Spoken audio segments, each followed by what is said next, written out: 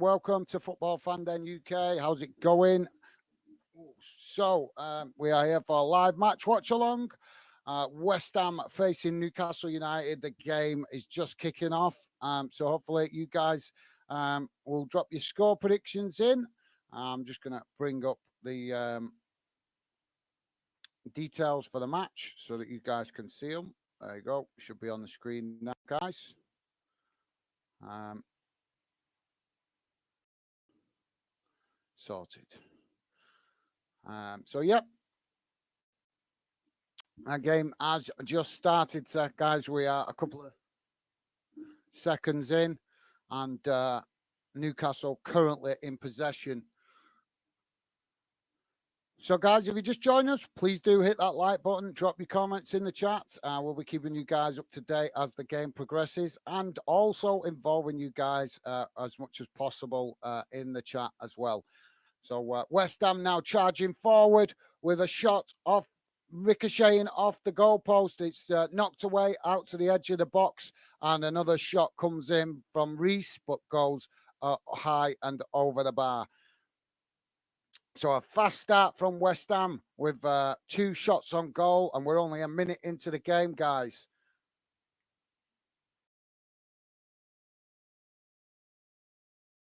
So lively start. Who will break the deadlock early on? Will we have an early goal? Or will it? Will the teams keep us in suspense? We'll have to see. How's it going, Stevie? Stevie's saying, evening, guys. Going to go for a Newcastle win. Interesting. Yeah, good shout, mate. Good shout. Newcastle in good form at the minute, but West Ham at home, serious challenge for any team, as we've seen in previous fixtures. So we can't write him off. But yep, good shout, Stevie.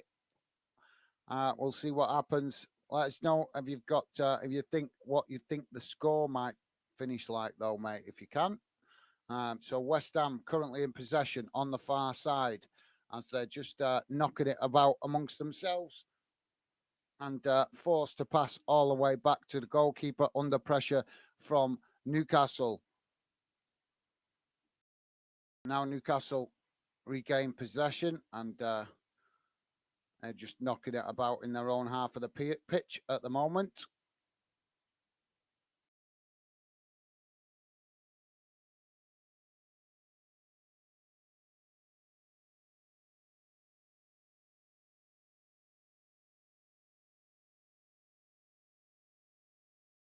So Newcastle coming forward there, but it's cut out by West Ham. And now West Ham coming forward down the centre of the park, right to the edge of the box. Now they broke into the box, but the ball is deflected away, but picked up again by West Ham on the far side. They get a cross in, but that's deflected behind, and it will be a corner to West Ham on the far side of the pitch.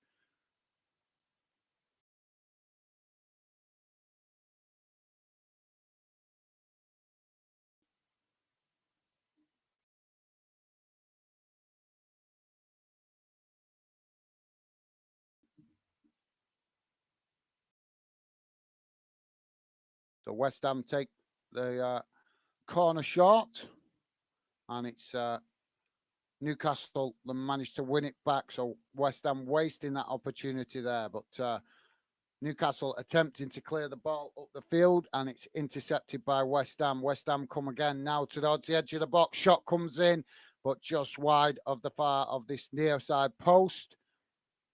But West Ham now with a couple of shots on goal, and we're only just coming up to 4 minutes in, guys. So West Ham looking dangerous so far. Newcastle will have to get themselves going if they're going to get something out of this game, as West Ham started all guns blazing, and now Newcastle on this near side as it's challenged by West Ham, and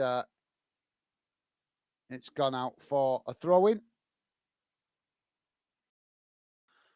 Stevie's saying tough one wanting a high scoring game, so we'll say 3-2 Newcastle. Interesting. Yeah, thanks for that, Stevie. Yeah, we could be in for a high scoring game the way it started, as Newcastle come forward now and into the West Ham half of the pitch for the first time properly in the game. As this long ball's knocked out to this near side, and it's cut out by Kerr for West Ham, and that goes behind for a corner to Newcastle on this near side. How's it going, Billy? Billy Random Clips saying, evening. How's it going, Billy? Let us know if you got score prediction, mate. How's things with you? Hopefully you're okay. And I'm sure you're a little bit frustrated with Chelsea at the minute. I wanted to stream that game last night, but unfortunately I couldn't because of work commitments. But I managed to catch the second half of it, and what a craziness is going on at the minute with Liverpool and Chelsea. They're both two teams that we wouldn't expect to be struggling, but they are, aren't they, mate? So I'd love to.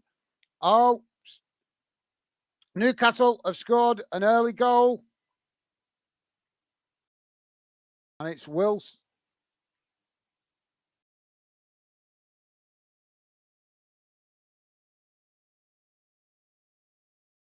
that scored. Sorry, guys, I'll come back to the chat in a minute. Just let me see this. It was a ball deep towards the back post from the corner. It was initially knocked away, but Newcastle picked it up again on the far side and a cross into the box, and it's headed in by Wilson. So Newcastle break the deadlock early on. We're only 6 minutes in, guys, but Newcastle with the early lead. Against the run of play, really, as well, because in, like I said, the first 5 minutes, West Ham very much in the ascendancy, but Newcastle have scored, and hopefully that means we're in for a cracker of a game, guys.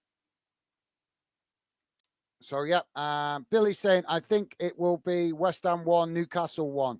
Cool. Yeah, that's a good shout, Billy. Thanks for that, mate. We're on course for that as it stands at the minute. But, yeah, that's a good shout, mate. I'm hoping we're going to get a few more goals, though, to be fair, mate. Would be great to have a real humdinger with loads of goals. It would be awesome, but we'll have to see how it plays out. But thanks for that, Billy. Stevie is saying, hi, Billy. Nice one, Stevie. And also, Billy returning that same respect. Nice one, guys. Awesome. As West Ham now come charging down that far side. As they look to get to the edge of the box, they do. Cross comes in and it's deflected, but comes out on this near side and goes behind for a throw-in. But a foul also claimed there by West Ham, but the referee has waved it away, and that will be a throw-in to Newcastle. And this is right at the side of the corner flag.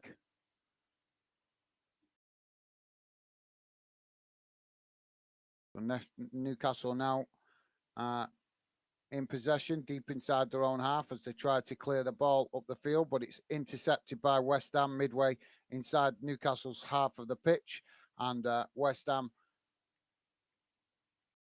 knock it out to that far side, but it's intercepted by Newcastle, and Newcastle now knock the ball down that far side of the field, looking to get forward, and now switch the play out to this near side on the edge of the box. Now 1-2 as a cross comes in, but it's deflected away, and another cross comes in, and that's deflected away to the edge of the box. Newcastle pick it up again, surrounded by West Ham players, but managed to knock it out to this near side. And now a cross comes in again, but this time it goes past all the players, goes out to the far side, and West Ham intercept it, tried to clear it up the field, but Newcastle have challenged and won it back, and now the referee has blown for a foul.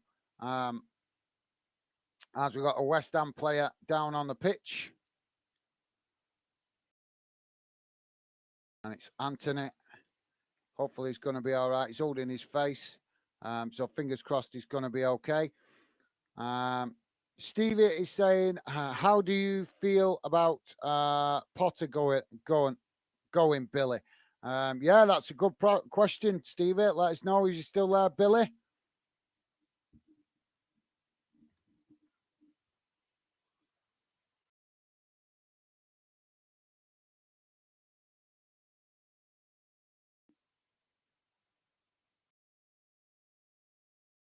We're just approaching 10 minutes, guys. Newcastle in possession on the halfway line.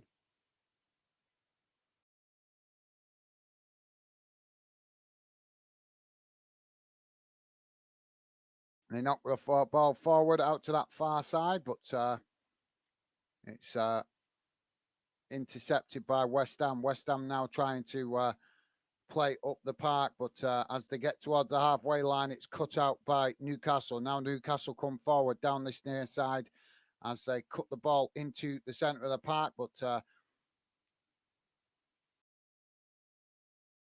eventually cut out by West Ham, and they clear it up the field, but straight to the Newcastle defenders. Now Newcastle come again as they play down the pitch through the centre of the park, and now work the ball out to that far side.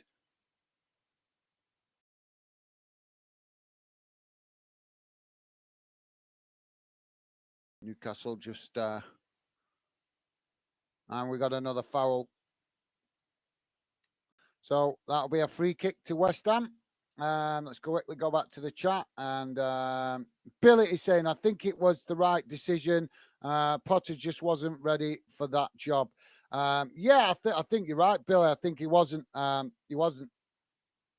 I don't so much think it's he's not right for a big job. I just don't think the Chelsea job was the right thing, the right job for him.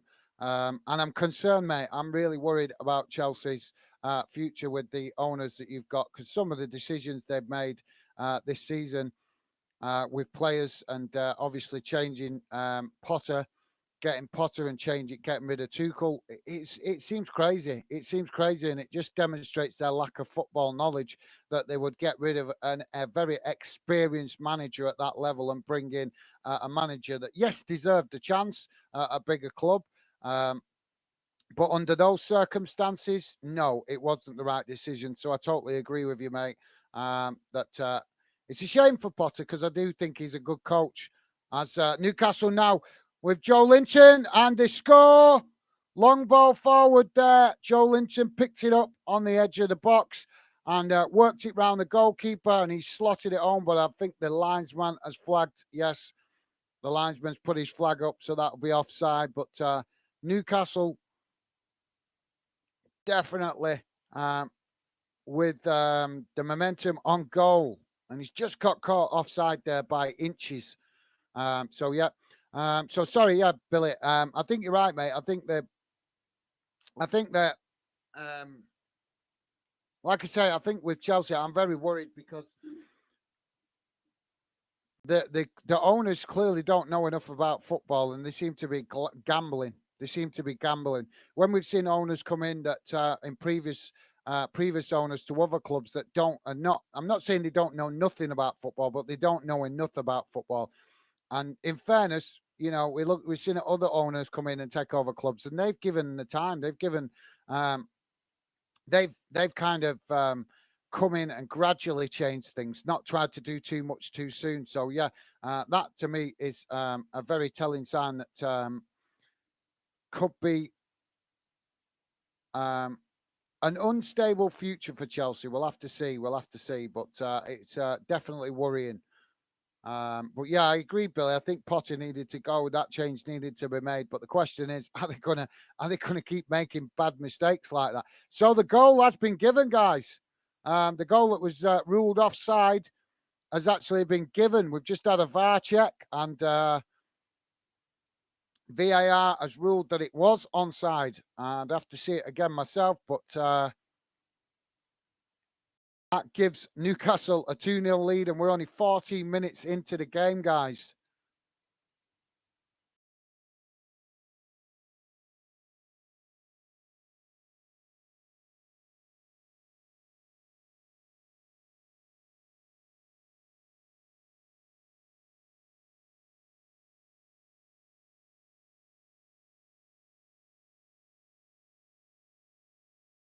So, yep, Newcastle 2-0 leaders. So thanks for that, Billy. Will Bertham, how's it going, mate? Will Bertham saying, are you streaming the Old Firm Saturday. I don't know, mate. I've not looked that far ahead yet. I don't know. Probably not because I don't know. I've not looked that far ahead. But normally the Old Firm is normally a dinner time kickoff, and normally at that time I'm at work. So if I'm not at work, I will certainly do it. But if it's on at a time when I'm at work, there'll be no chance I can do it, unfortunately. So yeah, I'll have to check what time it is. But normally, like I said, the Old Firm is normally dinner time kickoff, so that's why I miss it a lot.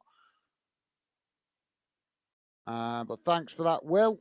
Stevie is saying, yeah, Billy, shame, but true. Definitely, absolutely well said, Stevie. It is a shame it didn't work, but yeah, very true what Billy's saying. Billy is saying apparently we're getting Lampard till the end of the season.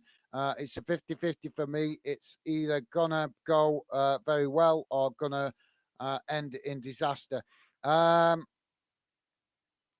I think actually, mate, I think it could be a good decision. I think it because if he's only there just till the end of the season, there's only 2 months left now. I think he could really come in and give the team a boost. The team will know he's only temporarily in charge, and that might just settle things down, mate, and get the team back focused. So it could be a good thing, but I understand what you mean. It could also be a bad thing as well. But personally, myself, I think that's actually probably a wise decision. Give the owners time to get a bit more knowledge about of other managers before they make the wrong decision. So yeah, and the ball just gone out in the game as we're watching the game, guys. The ball's just gone out on that far side, and that will be.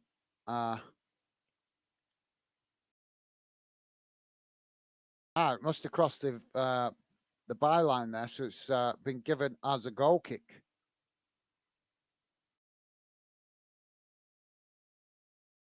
So long ball up the field from the goalkeeper up to the halfway line. Newcastle managed to pick it up, but head it forward, and it's West Ham that pick up the possession. Now West Ham coming down that far side onto the edge of the box as they knock it into the box, but it's cut out by Newcastle and passed to the goalkeeper. He kicks it back up the field, and West Ham intercept it and keep the pressure on before eventually knocking it out on that far side for a throw in to Newcastle. So yeah, thanks for that, Billy. I think like I say, you've nailed it, mate. It's a 50-50, in it. We'll have to see how he does, but I think it's getting back to I think the good thing about putting Lampard in temporary charge, he might not be the best manager for the long term, but at least with you guys having so many new players, he might instill a bit of that Chelsea mentality. He might be able to educate some of the new players in how Chelsea play and the traditional way of playing, and what it means to the fans, that kind of thing. Potter, as good a manager he doesn't know the Chelsea fans. He doesn't know the Chelsea community. He might know a bit about how Chelsea normally play, but obviously that's not the way he's going to do things. He's going to want to do things his own way, as we saw. But like I say, Lampard will probably get the team playing back somewhere along the lines of what you guys like to see as a team and as a community of fans as well. So yeah, I think there's more chance it'll be a positive than it'll be a negative. So we've got a corner on this near side for Newcastle. Corner comes in and it's towards the near post, headed away by West Ham as it rolls out on this near side, and that will be a throw in to Newcastle. So Billy is saying Liverpool defence was all over the place last night, but typical Chelsea letting them leave with a point. Yeah, I know. Yeah, mate, I'm scratching my head to work out what is going on with Liverpool. I think the biggest noticeable thing what the fault is with Liverpool, mate, is their midfield. Their midfield has been changed too much. The players that they had that used to be the backbone of that team, some of them are getting old. Henderson, Milner, some of them have left. The likes of Wijnaldum. and one or two others. And I think, like I say, I think they've brought in other players to try and replace them. And Naby Keita, I know there's been a lot of talk about Naby Keita not being good enough, which is really surprising because when he was in Germany, he looked like a real dangerous player. But since he's come to Liverpool, he's just not shown an inch of that. And I know there's big question marks over Fabinho as well. Now, I quite like Fabinho as a player, but um, he seems a bit reckless with the way he plays football and challenges and stuff like that, and that's costing Liverpool at the moment. So plenty of stuff we can talk about both Chelsea and Liverpool to why they've downturn in form this season. But it's going to be an interesting summer, mate. Definitely going to be an interesting summer with the transfer window, especially if Newcastle manage to finish in the top four. That is certainly going to make the transfer window a whole new ball game, I think. um,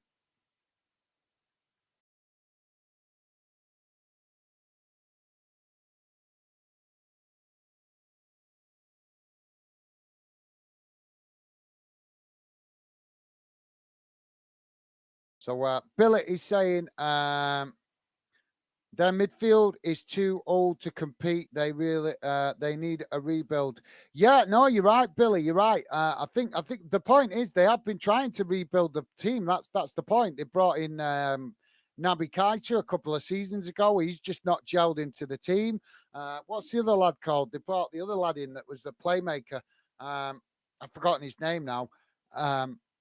And there's no question he's a good player, but you need the right players around him to for him to be what Liverpool want him to be. Break up play and help the team get forward, but you need the right players around him to help make that work. And I've forgotten his name now. What's his name? I've actually not seen him play, so I'm presuming recently. So I'm presuming he's actually out injured. Um, Let me just have a quick look, Billy. I'll have a quick look, mate.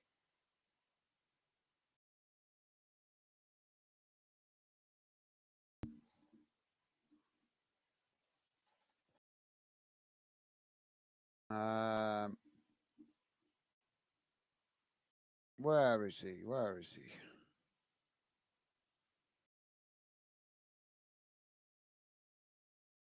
That's it. Thiago. I couldn't remember his name. Thiago Silva. They brought in Thiago, didn't he? He was supposed to be, you know, I think he was supposed to be brought in to replace Wijnaldum or Henderson. Obviously Henderson still plays for the club, but as you just said, mate, he's aging. But I don't know. He's shown good spells, but he's just not been as formidable for Liverpool as we've seen him previous midfield players. So yeah, like I say, mate, I think they have tried to rebuild, but I think Klopp's ended up investing in the wrong players or players that are not fitting in to the rebuild plan. So yeah, you're right, mate. Um, but I want to know what you think about Chelsea with regards to rebuild, because obviously you guys have bought a lot of players. So what kind of summer are you expecting, Billy? Are you expecting a summer where they maybe just bring in one or two players to tinker with the team? Are you expecting a new manager to come in wanting, to rebuild the team? It's going to be, like I say, it's going to be a really interesting summer. Um, and Arsenal, obviously, they're improving as well. They're up the top of the league, and they're going to get Champions League, so they're going to want to strengthen their squad. So, like I say, it's going to be a very exciting and interesting summer with a lot of clubs competing for similar players and high-profile players as well. So we'll have to wait and see. But yeah, could be in for one of the most ruthless transfer windows we've ever seen. We'll have to wait and see as Newcastle, West Ham now play the ball out to that far side. They're just knocking it about a bit. The pace of the game has just dropped off a little bit at the minute as West Ham managed to keep possession under pressure there from Newcastle, forced to come into the centre of the park and now on the edge of the box. But Newcastle defending him really well, in fairness, as West Ham managed to keep possession, knocking it out to this near side, and now across into the box, but it's headed away, and now Newcastle pick up the possession out on that far side as they come forward now up towards the halfway line. And shot come in there. The Newcastle player just noticed the goalkeeper off his line and decided to take a chance with a shot, but it ended up not enough on it, and it gone straight to the goalkeeper as the goalkeeper gets West Ham going again. West Ham come charging down that far side of the pitch, and a challenge comes in, and now we've got a foul. So West Ham with a free kick out on the far side from, I think, about 30 yards out from goal, maybe a bit more. Billy is saying this season is like no other. It's as competitive and it's so competitive and exciting. Yeah, absolutely, Billy. Well said, mate. Yeah, well said. I think you're right. I think it is very exciting, competitive, but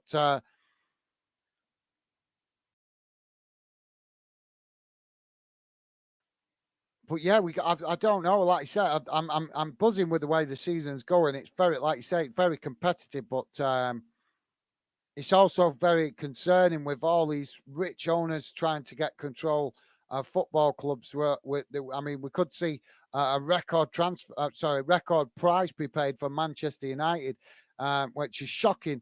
If United do get sold, the prices that club is being rumored to be selling for is around £6 billion. Now, bear in mind, the Glazers only put £200 million of their own money in. So that's a massive profit that they're going to get out of it. And this is the thing that this is where fans need to be holding clubs to account, because the Glazers, when they came into Man United, said that they were in it for football reasons, all this kind of nonsense. And during their time of owning the club, they've made it quite clear they're not in it for football reasons. They're in it for money. So they should be held to account for lying to the fans. And this is what we don't want to see, guys. Rich owners coming in, blowing smoke, and thinking us as fans are foolish enough to believe it. And for me, United fans should be mega protesting right now about the lies and deception of the Glazers. But they're not. And why? Because they keep picking up results. Yeah. But you are spot on, Billy, with what you're saying, mate. It's been a very competitive and exciting season. And the transfer window is going to give us an inkling what next season's going to be like. Are we going to have more teams competing at the top, or will it go back to a bit more normality? We'll have to wait and see, because I think a lot of it is going to depend on who finishes in that top four this season. So West Ham now with a free kick. Start on the near side.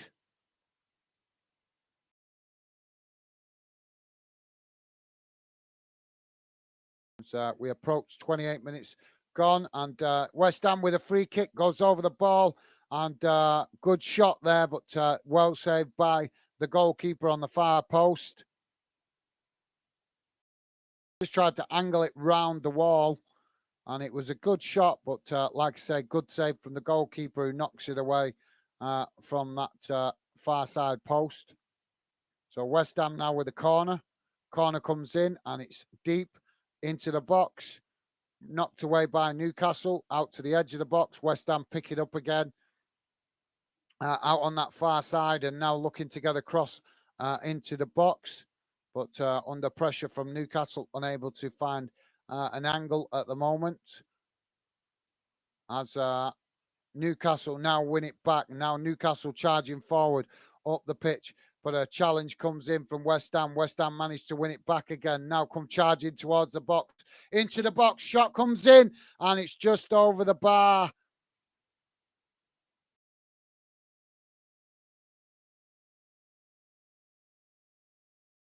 It's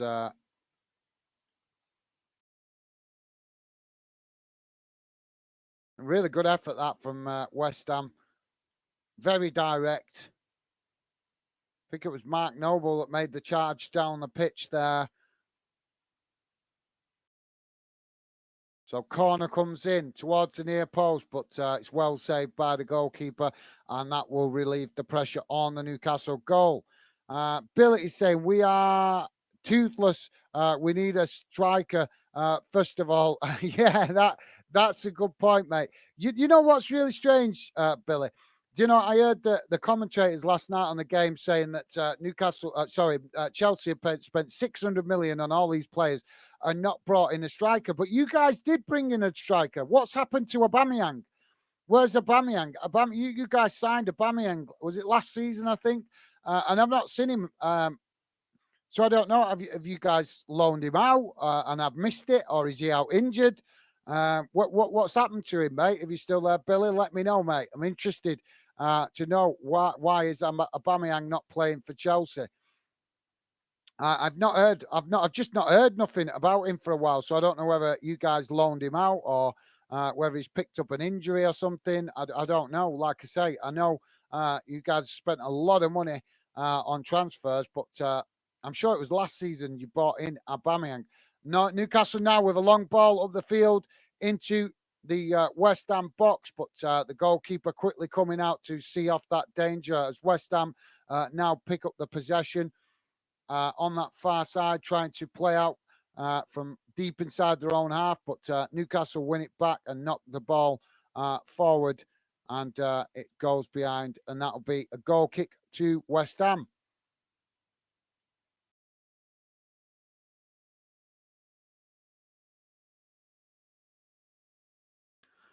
So yeah, Billy, if you're still there, mate, let us know what happened to Aubameyang. I'm interested to know that. Billy is also saying Man United are leading vs Brentford. Oh, cool. Thanks for that, Billy. Appreciate you letting me know, mate. Yeah, I was going to check on that nearer to half time, but thank you very much, Billy. Appreciate you giving me the update on that, mate. Top man.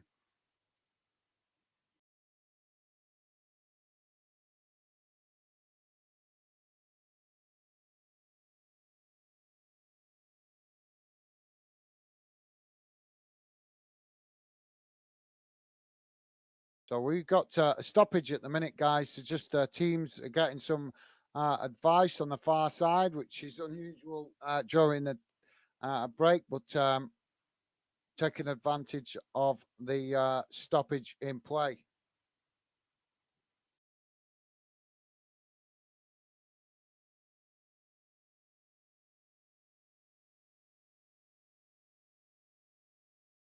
Newcastle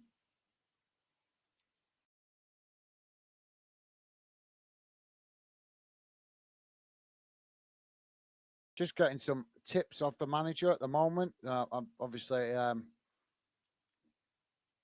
both teams taking advantage of that stoppage in play. And it was, it was the Newcastle goalkeeper that was just receiving treatment there. So yeah, Nick Pope, the Newcastle goalkeeper, was the one receiving treatment. He seems to be okay. He's back on his feet. So the game should restart in a moment.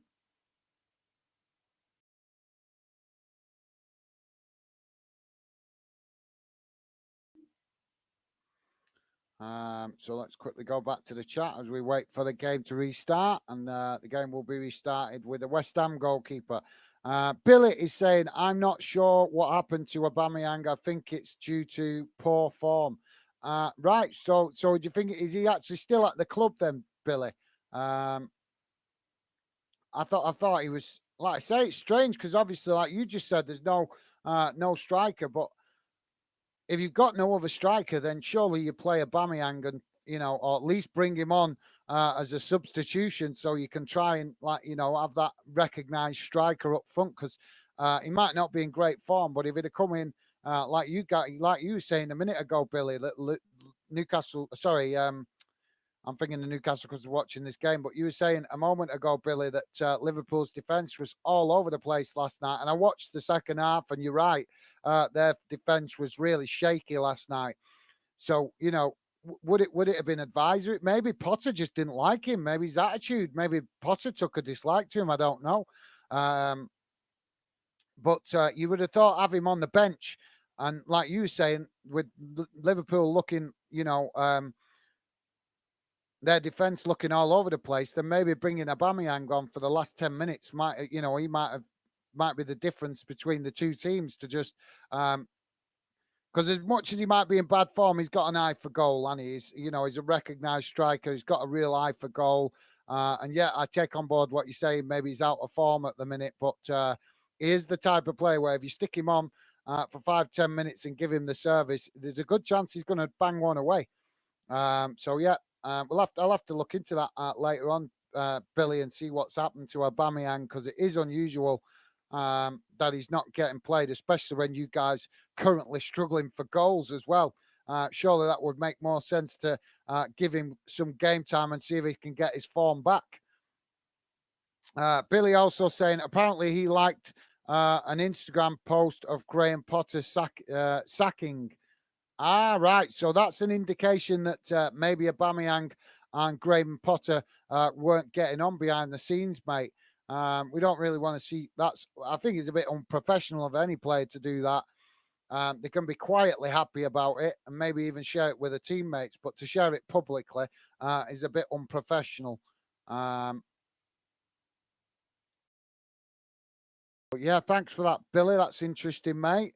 As Newcastle now with the possession as they knock it out onto that far side, and it's challenged by West Ham.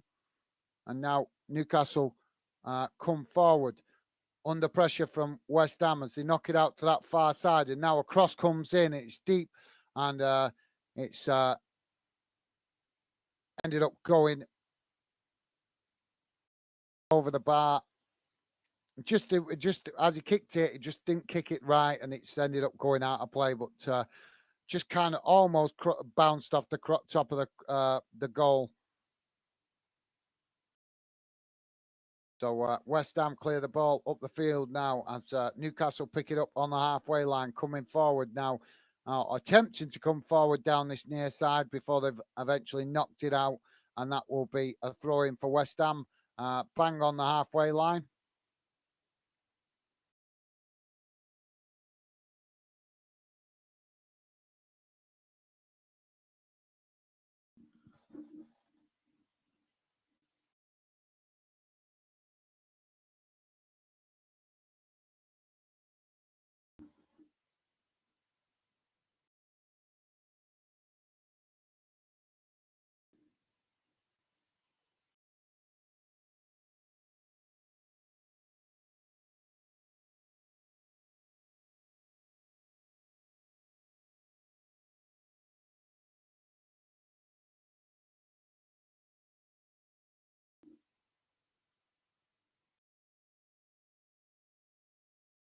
Just looking now.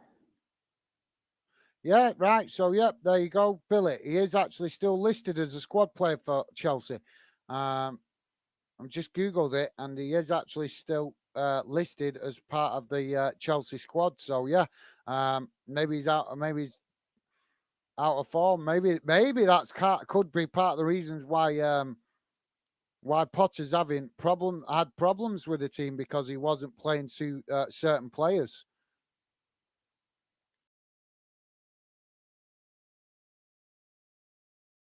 And West Ham now with a cross into the box, and it's knocked away, but West Ham managed to pick it up again midway inside Newcastle's half of the pitch as they play the ball out to that far side, and now switch the play out to this near side with a long crossfield pass, and West Ham pick up the possession, looking to try and create an angle for a cross, but it's challenged by Newcastle, and that will be a corner to West Ham on this near side. 38 minutes gone, guys, and it's West Ham 0, Newcastle 2. And we now got a corner for West Ham.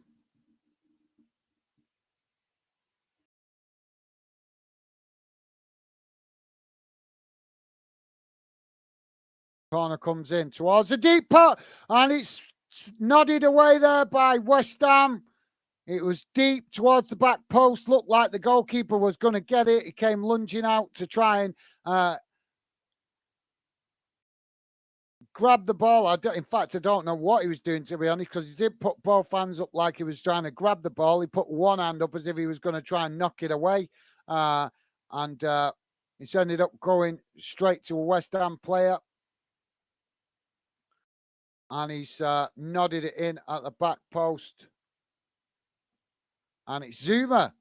Zuma who's nodded it in just behind the goalkeeper there. And that gives West Ham hope as we go towards the half-time break. So West Ham 1, Newcastle United 2. And we've got a quite lively game here, guys. Hang on 40 minutes now, and West Ham in possession, midway inside their own half, as they knock the ball up into the Newcastle half of the pitch, out on that far side, and it goes out for a throw-in.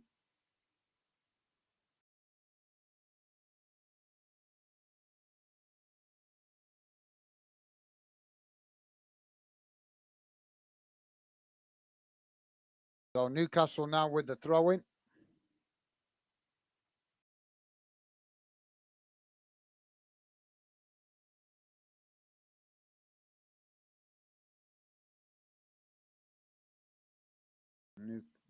West Ham won it back on that far side, and now West Ham knock it forward, but intercepted by Newcastle.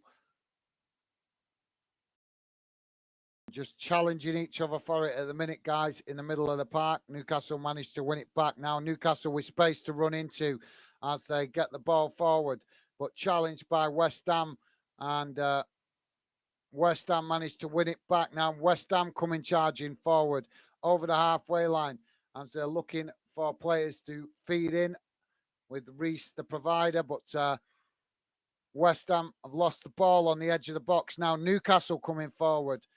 Really scrappy at the minute, this game, guys.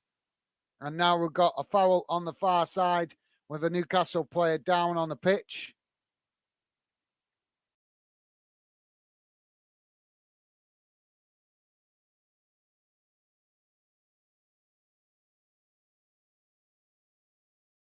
David Moyes going nuts on the touchline.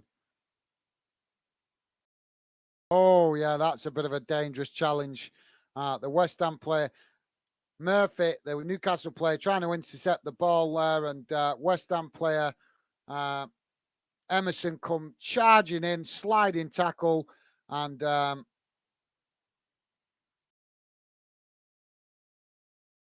don't know why David Moyes is arguing that, because that was a dangerous challenge. Could have done the player some serious harm there if he'd have got it wrong. So Newcastle with the free kick as the Newcastle player injured just back to his feet. He's just limping a bit there, so hopefully he's going to be okay. But we've got a free kick now for Newcastle. Long ball forward up into the West Ham box. West Ham intercept it, but knock it away. And now Newcastle intercepted on the edge of the box with Joe Linton. Takes a shot, and it's just wide of the post. Newcastle restart the game quickly with the free kick from the goalkeeper. Long ball up the field, knocked out on this near side. So that'll be a throw into West Ham, midway inside the Newcastle half of the pitch. And so West Ham just trying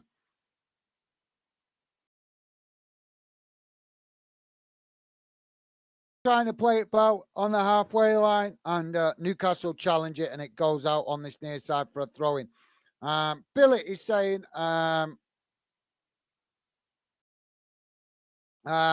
we've got the number 9 curse, which means the number 9 ends up being a flop. The number 9 curse.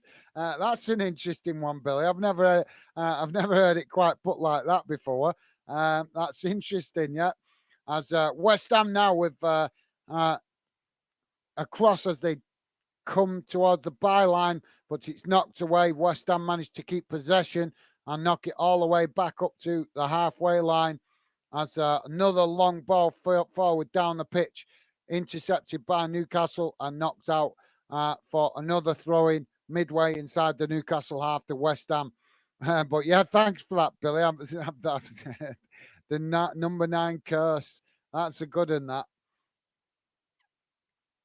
So West Ham now with the possession as they come forward, working the ball out to that far side and come back inside under pressure from Newcastle as Joe Linton challenges for the ball, and that has been awarded as a foul.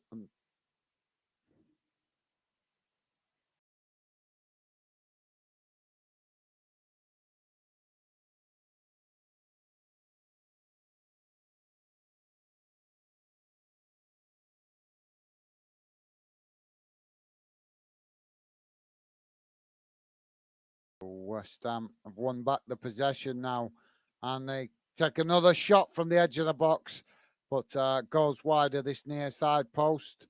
3 minutes added on time, guys, at the end of this first half. 3 minutes time added on. So goal kick now for Newcastle. Both teams total shots on target, 5 each. West Ham have had 2 on target. Newcastle have had 2 on target. So that should give you an idea of how the game's going, guys. It really is a 50-50 game.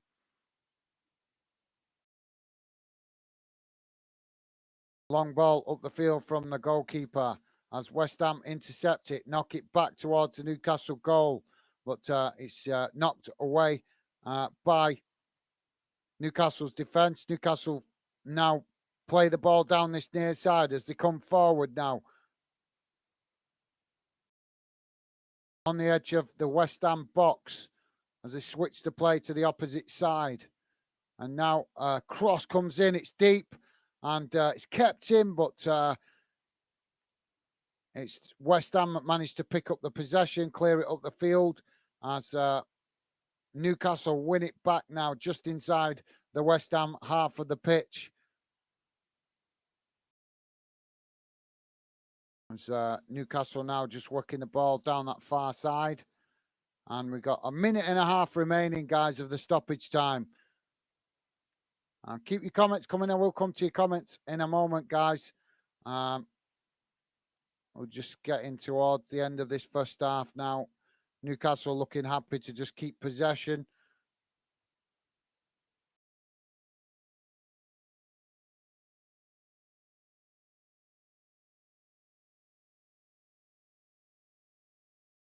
And the referee has given a foul there. And it'll be Newcastle with the free kick. So thanks for that, Billy. The football channel with Riley. How's it going, Riley? Welcome to the show, mate. Great to have you with us. Riley's saying hello. Have you recovered from the Wembley success? Yes, I have, mate. Thank you very much for that, Riley. Yep, I didn't go too mad because I had work the next day, but I did have a little bit of a drink to celebrate it. So yeah, but yeah, still buzzing, mate. Still buzzing. It's always good you forget how good it is to feel when your team win a trophy, because obviously, as you guys know, it can be so hard to win any kind of trophy, and it does feel good when you know that your team. I know it's not the biggest trophy to win, but it's still a trophy, isn't it? So yeah, buzzing. Thank you very much for that, Riley. Absolutely buzzing, mate. Newcastle now with the possession on that far side as they knock it out, and there goes the halftime whistle. So it's finished at the end of the first half. West Ham 1, Newcastle 2, and we go into the halftime break, and hopefully we'll be able to look forward to an exciting second half. So yeah, thanks for that, Riley. Appreciated, mate. Minnie Mo, evening all. How's it going, Minnie? Evening to you. Hopefully everything good with you, Minnie. When's Hibs playing next? Is it weekend? I'm looking out for the opportunity to do Scottish games, but the fixtures just keep falling at the time when I'm working at the moment, so it's been really difficult to try and cover any Scottish football. But yeah, Minnie, let me know if you're there. When's Hibs' next game? And welcome to the show, Minnie. Good to have you with us, mate.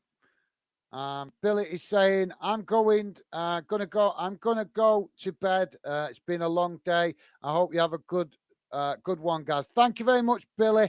It's been great having you involved in the first half, mate. Thank you very much for the support. Always appreciated, mate. And yeah, you go and rest yourself up if you've had a long day. Totally understandable. I have plenty of days like that, mate. So yeah, go and rest yourself up, and hopefully I'll catch you on a stream later on in the week, mate. But yeah, look after yourself, and look forward to seeing you again soon, mate. And like I say, go and rest up, and hopefully you feel recharged tomorrow, mate.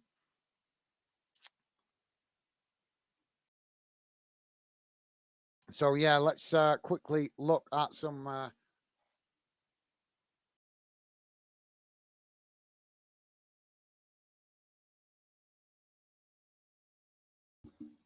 Let's see, we can just quickly have a look at some match stats, guys.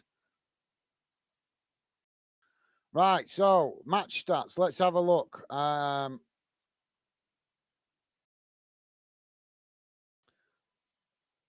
So West Ham have had 6 shots on 6 shots.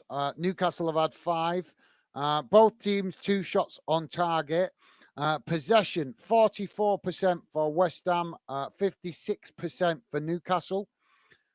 Passes 160 for West Ham, 201 for Newcastle. Pass accuracy 74% West Ham, 77% Newcastle. And it's weird how sometimes the stats don't um, relate to what you've actually seen on the pitch.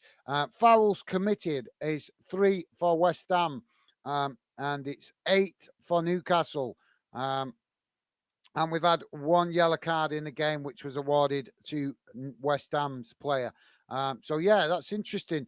The stats don't really reflect how the game has gone, because I would have thought that looking at the game, watching the game in that first half, I would have thought that it was actually West Ham that would have come out with the higher percentage of ball possession, but it's actually Newcastle. So just goes to show that you can't trust what you see sometimes, and the stats don't always really accurately assess what you're seeing on the pitch. So yeah, quite interesting that. Thanks for that, Billy. Look forward to seeing you again soon, mate. Minimo saying the split in Scotland. And the split in Scotland happens in two. The split in Scotland happens in 2 weeks, Gaz. So we don't know what the upcoming fixtures are. The split, I don't understand. I don't understand, Minnie. What do you mean by the split? I thought you guys. I know you guys have a winter break, but I thought you'd already had it earlier in the season. I wasn't sure. Obviously, the World Cup's messed everything up this season, hasn't it? But I thought you guys would take the World Cup as the SPFL break this season. So I'm not sure if that's what you're referring to, mate, because you're saying the split. The split in Scotland happens in 2 weeks. Right. I'm with you. Yes, now I follow you. Yes, sorry, I didn't read it right, Minnie. So you mean the split? Yep, because they split the league. I'm with you. Right. Yeah. So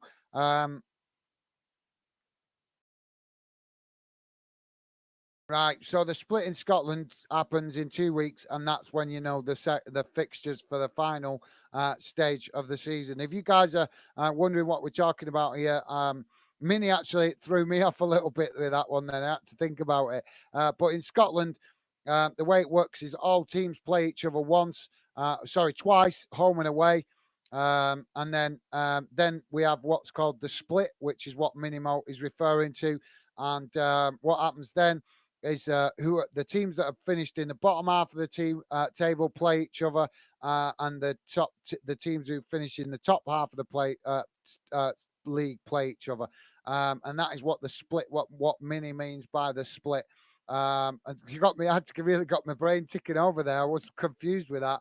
But yeah, thanks for that, Mini. I understand what you mean now, mate. Thank you. Mini is saying the split is the top 6 only play each other, then the bottom 6 only play each other. Yep, I remember now, mate. It just threw me off with the way you worded it. I had to read it properly word for word to understand what you were getting at. So I was confused with the split. I thought you was referring to the winter break, because obviously up in Scotland there is a winter break. To give the players recharge, and obviously that winter break hasn't been the same as normal this season because of the interruption of the World Cup. So yeah, I understand what you mean now, Minute, and thanks for explaining that. I'm not sure what the let's have a quick look at the Scottish table while I'm thinking about it, just to have an idea of who you guys are playing. So oh, you bang on the split line, aren't you, Minnie? Oh, that's not good. So yeah, Hibs are bang on the split line, sitting in 6th position.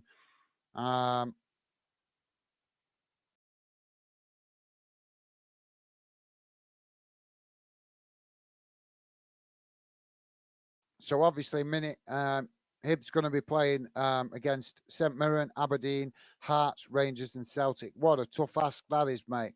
And the bottom half will be Livingston, Motherwell, St Johnstone, Kilmarnock, Ross County, and Dundee.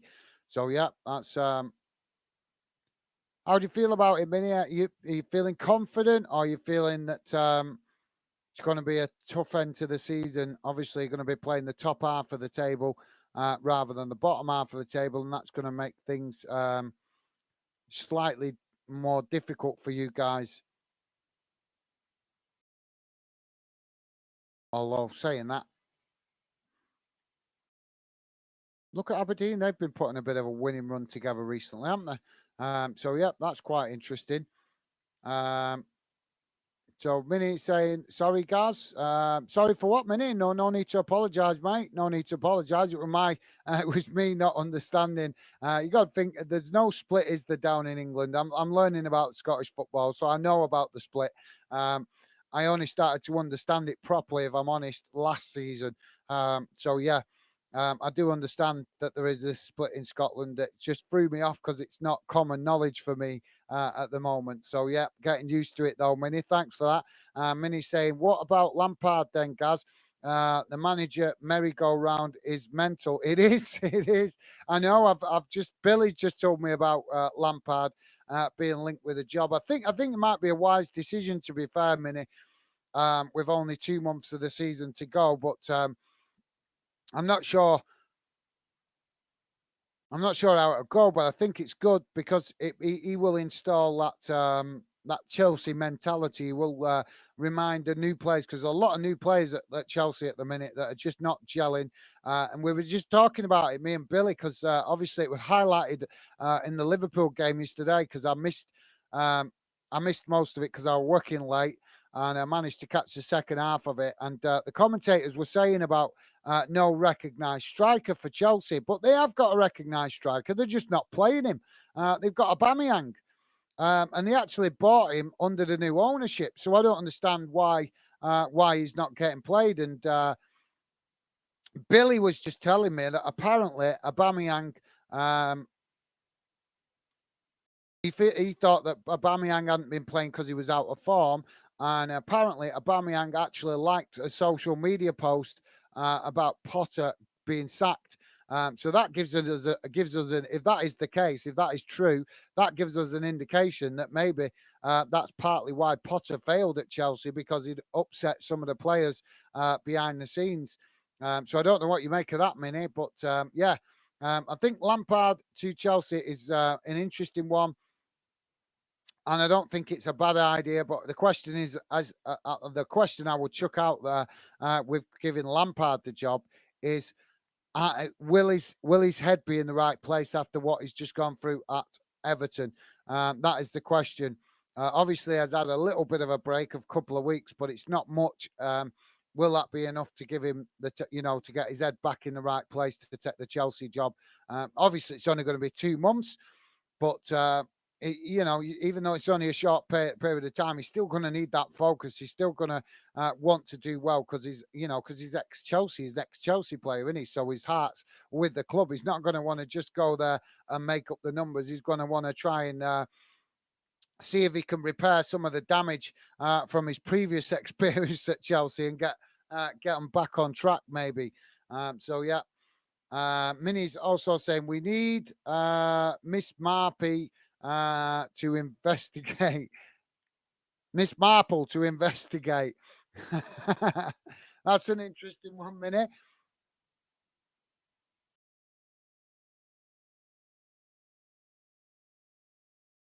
Investigate as in investigate the manager at merry-go-round. I'll tell you one thing, Minute, that the transfer window is going to hit a whole new level, I think, this summer. What do you think with Newcastle threatening to finish in that top four? If they finish in that top four, you've got Liverpool looking to do a rebuild because they've clearly got big issues. You've got Chelsea that have bought too many players that are not gelling, so they might be back in the transfer window. You've got Arsenal breaking into the Champions League for the first time in a good few years, so they're going to be wanting to sign better players.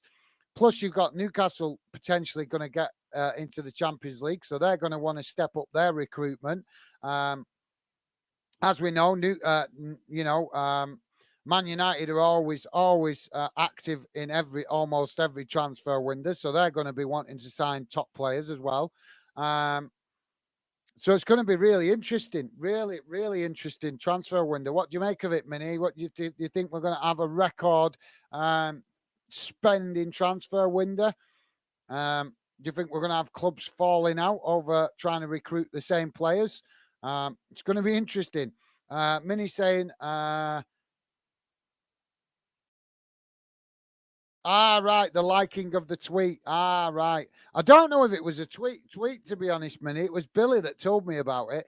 But yeah, apparently, he just said that Aubameyang had, on a social media post about Potter had liked the post. So that's, I think it's a bit disrespectful, to be honest. He might not have got on with the manager, which is fair enough. No problem with that. But as a professional player, you don't make it publicly known that you don't get on with the manager, especially when he's just got the sack. I think that's a little bit of sour grapes from Aubameyang, if you ask me, and a bit unprofessional. I understand he might not be happy being, Potter being the manager, but like I say, I think it's a little bit. What's the word I'm looking for? A little bit sour grapes to do that. Because he's making it publicly known that there was an issue there. We didn't know that before, but to know that a player is disliking or liking a post that says a manager's got sacked is a clear indication that the player and the manager didn't get along. So, yeah.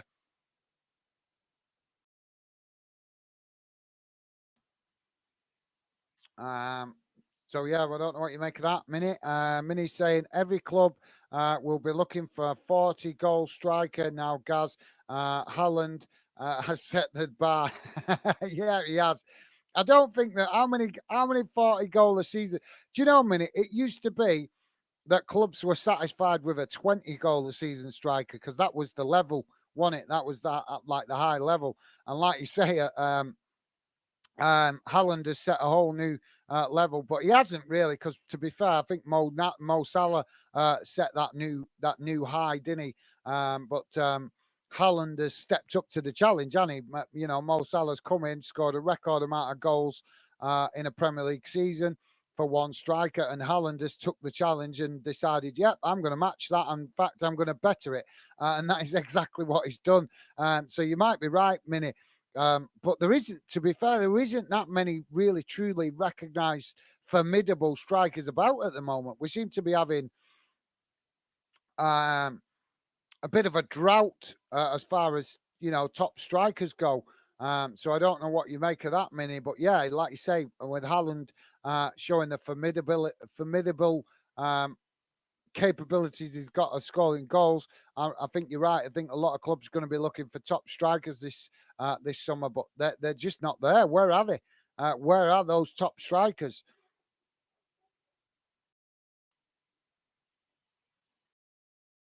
So the team's just coming out now, guys, for the second half. And we'll be getting the game underway for the second half.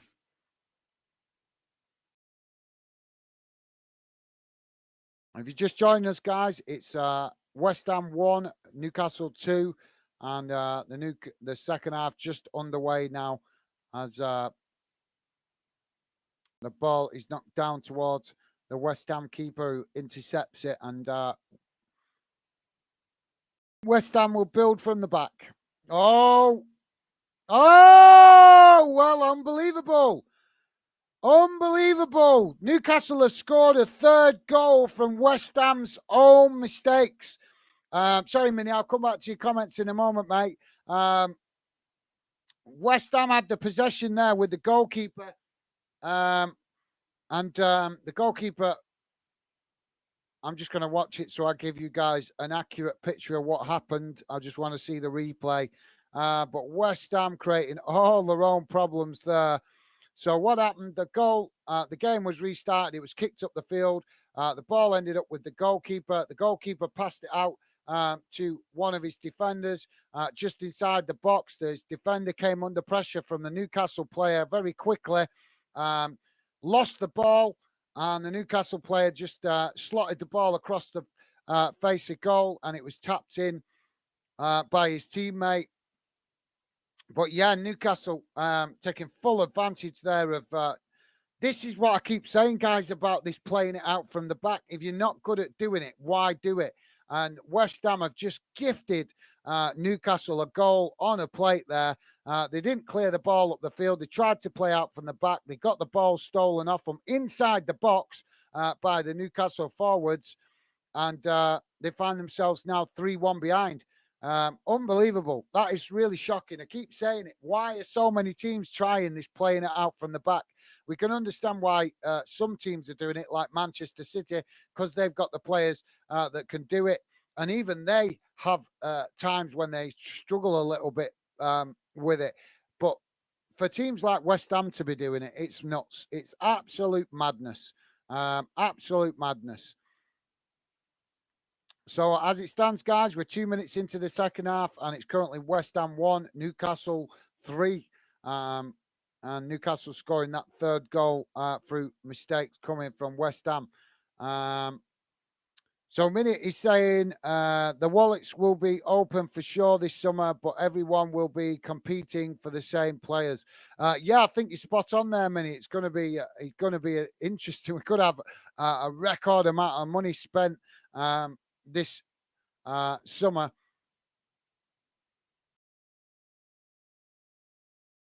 And now we've got a foul on a Newcastle player. So there's going to be a free kick. Sorry, guys, I'm yawning my head off here. It's been a long day.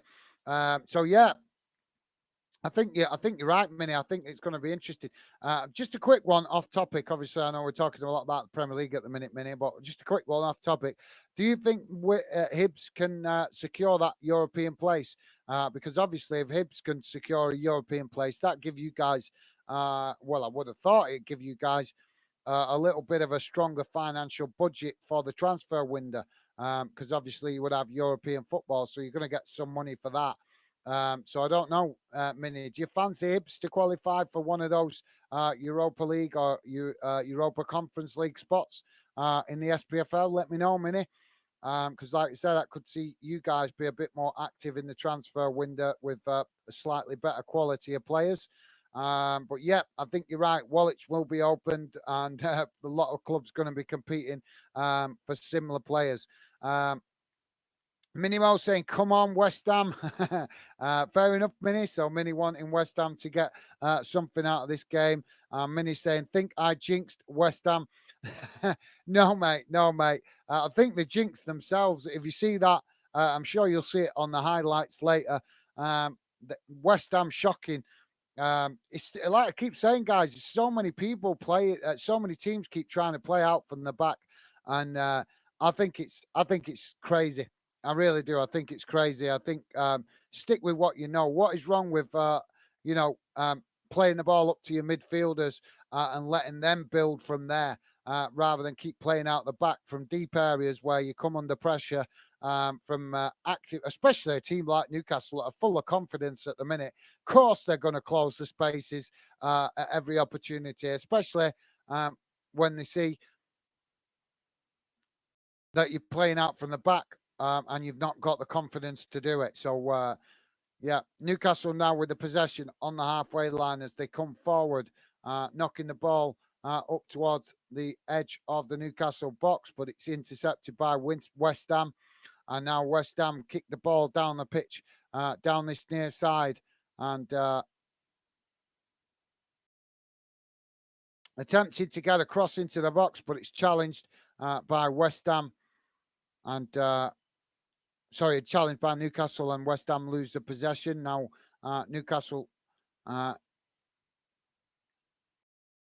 pass back to their goalkeeper, and West Ham now with the possession on this near side. Stevie is saying, hi, Minute. How's it going? Stevie, nice one, Stevie. Top stuff, mate. Thank you very much for that. It's Stevie saying, hi, Minnie. Nice one, Stevie. And Stevie just saying, just need West Ham to score and that score one. Then I get a prediction right. Laugh out loud. Stevie trying to get a prediction right tonight. Stevie with the early prediction of 3-1 Newcastle. So, yeah, you're right, Stevie. If West Ham managed to pull another one back, then you could be on for a correct score prediction tonight. So, Joe Linton into the book by the referee for a challenge there on a West Ham player.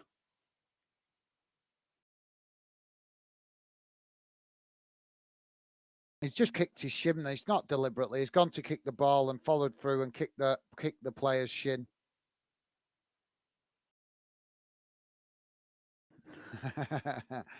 So Joe Linton into the referee's notebook.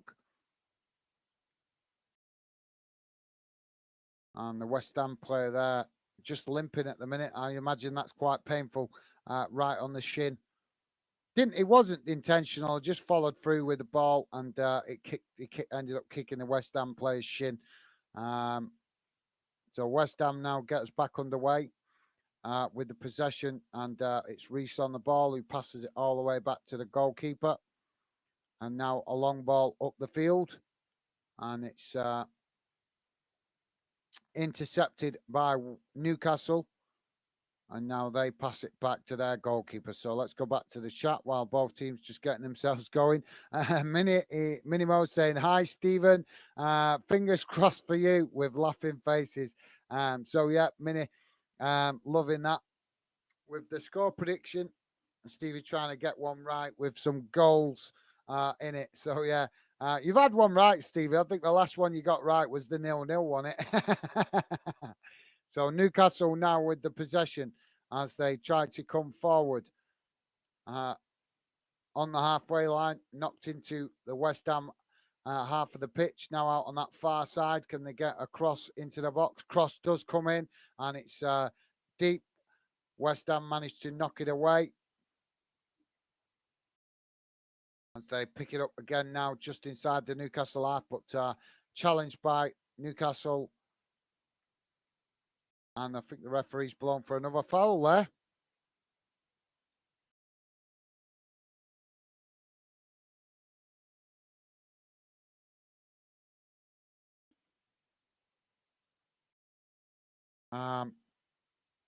Stevie's saying, yeah, Minnie, not got one right since that 0-0. I jinxed myself, laugh out. Yeah, fair enough. Fair enough. I think maybe everybody I think all the fandom community jinxed you with that one, Stevie, because everybody was so unhappy with you predicting a 0-0 and getting it right, because obviously we want goals. So Newcastle now switch the play across the park as they try to play out now from the back. Ball knocked up towards the halfway line. And now A long ball out to that far side, and Newcastle now getting forward with Joe Linton into the box. As Newcastle with a shot, and it's saved by the goalkeeper. Rebounds off the goalkeeper, and Joe Linton attempts to get another shot off, but it's challenged by West Ham, and that goes out for a corner on the far side to West Ham. Sorry, to Newcastle. But really nice bit of play there from Newcastle as they work the ball into the box.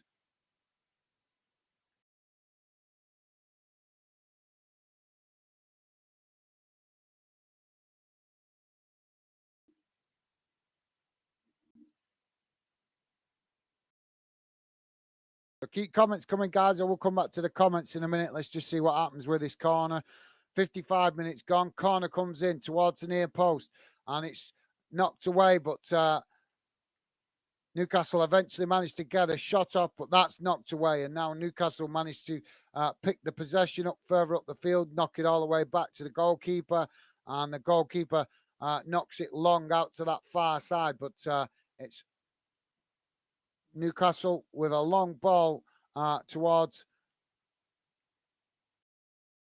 the West Ham goal, but it's intercepted there by the goalkeeper.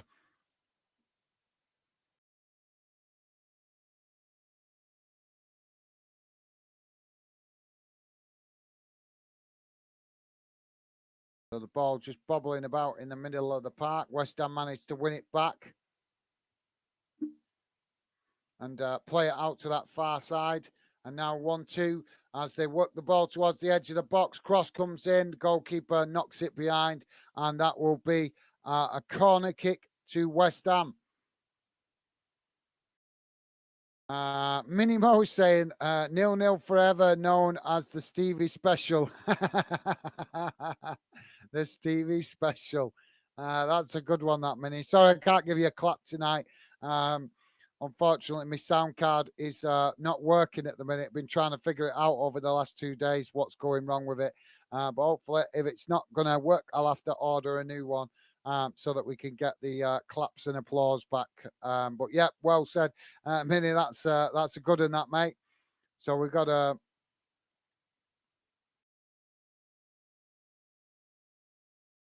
Oh, it wasn't a corner; it was a free kick. So West Ham now regain possession as the goalkeeper kicks the ball long up the field, and the ball goes out on that far side.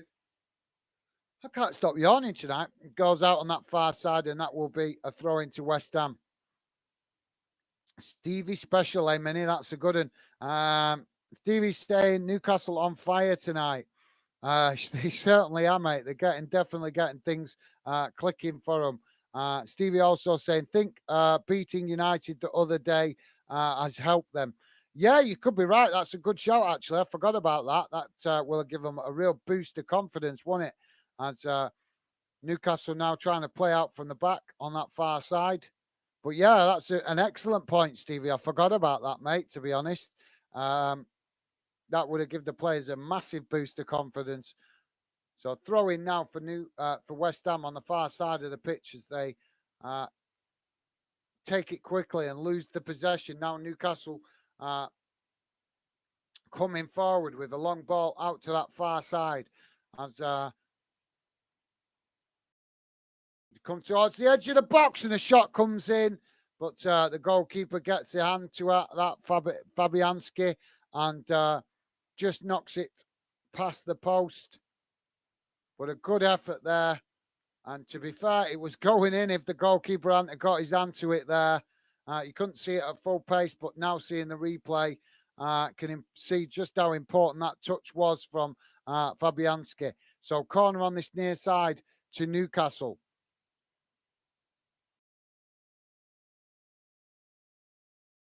Newcastle now, ball into the box, knocked away by West Ham. West Ham now moving forward down this near side, coming quickly as they now look to try and get in behind. And they tried to get a deflection there off Newcastle's player, but wasn't enough on the ball, and it ended up bobbling away to the Newcastle goalkeeper.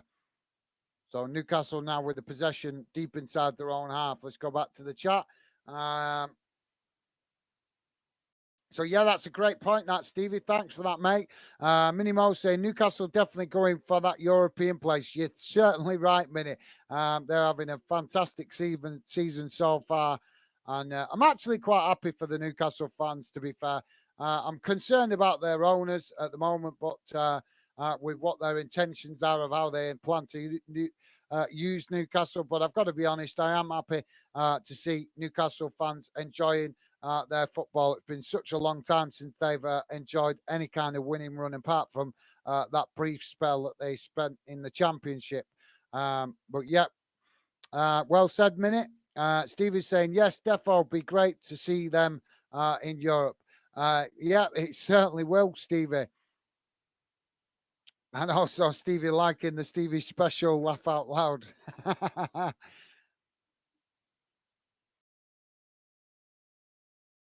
It's good in that. Oh, I can't stop yawning. So Newcastle lose possession, and now West Ham intercept it midway inside the Newcastle. Sorry, midway inside their own half of the pitch as they pass it back to the goalkeeper. Now the goalkeeper kicks it long out to that far side, and the ball goes out for a throw in to Newcastle. But West Ham just not making the best of their possession at the moment.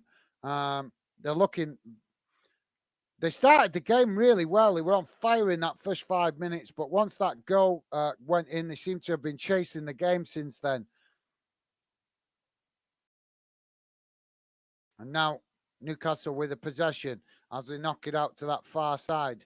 Come forward now with Maximum. As they knock the ball to the edge of the box and now crossed across the face of goal. Oh, Newcastle attempting there to get a shot off, but it was challenged by West Ham. But Newcastle managing to just about keep the possession under pressure from West Ham before eventually playing the ball out on the far side, and that will be a throw in to West Ham. And now we're about to have some substitutions, guys. So it looks like West Ham going to make a quadruple substitution here. So David Moyes looking to really make a significant change in the second half. 62 and a half minutes gone, guys, and it's currently West Ham 1, Newcastle 3, and it looks like we're going to see 4 players changed.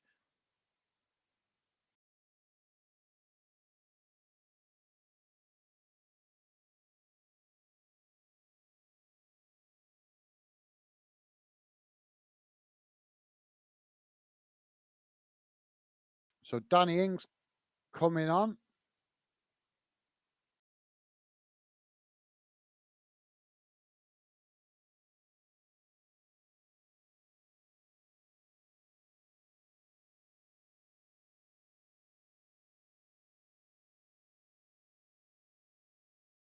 And we're also seeing Newcastle players coming on as well. So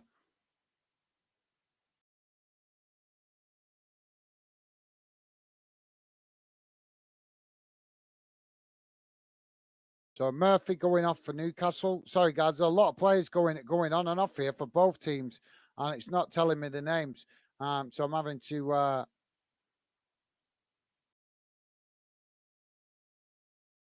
So Joe Willock coming on.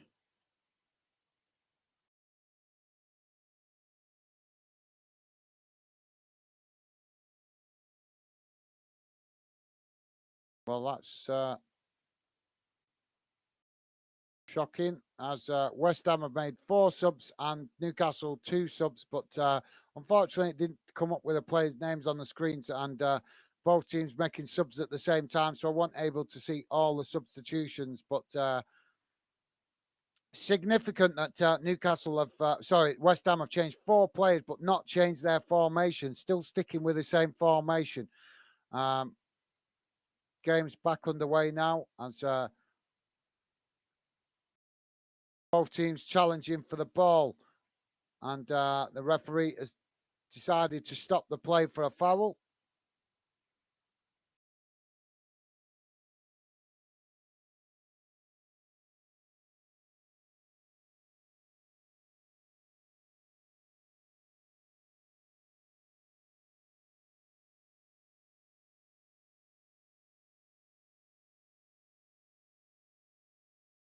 So it was Benron and Antonio coming off for West Ham. And Downs and Kofel coming on. Suka also coming off. And Newcastle made 3 changes. It was Murphy, San Maxine, and Wilson coming off. Wilson, Gordon, and sorry, I didn't see the last player there coming on. Don't give you a chance long to read these the player names when they make these subs. They should hold it on the screen a bit longer now. Managers are able to make more substitutions in a short space of time. Newcastle now with a possession midway inside their own half of the pitch, as they just seem content to keep the possession at the moment. And now they knock a long ball forward down this near side. And West Ham intercept it, challenge, and it's gone out for throwing on this near side.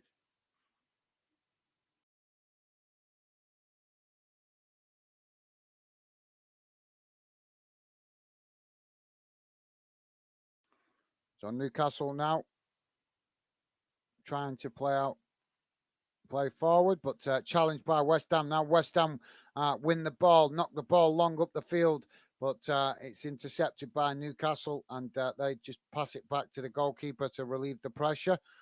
As Newcastle now win the ball as the goalkeeper kicked it long. Newcastle just switched the play from the far side out to this near side. They're just content to pass the ball about amongst themselves in their own half as they knock it forward there. But it's intercepted by West Ham. And now West Ham coming forward towards the edge of the box, challenged by Newcastle as Newcastle win it back. Now Newcastle coming forward as they work the ball forward out onto that far side, looking to get towards the edge of the box, but running into traffic as West Ham surrounding the player. Now Newcastle switch the ball out to this near side and work.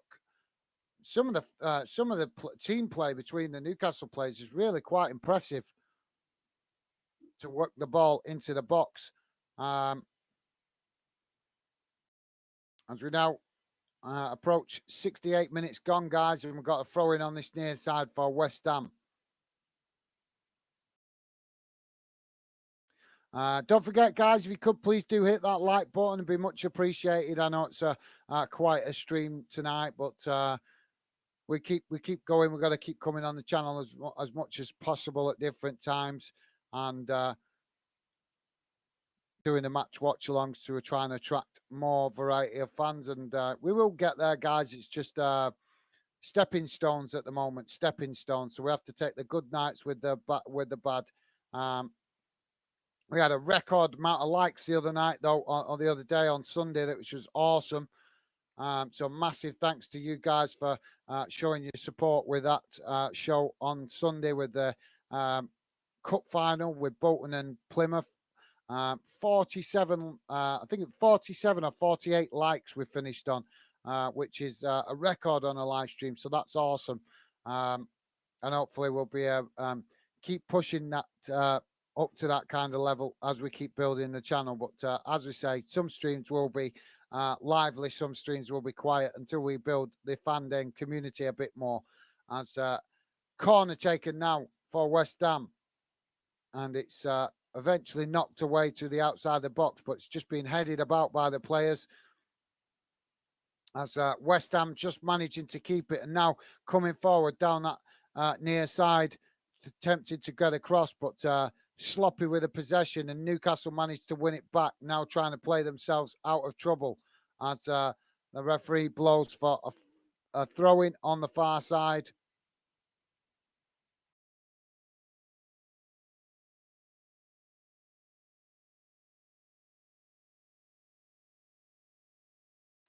And we're going to throw in. Oh, sorry. Newcastle now starting.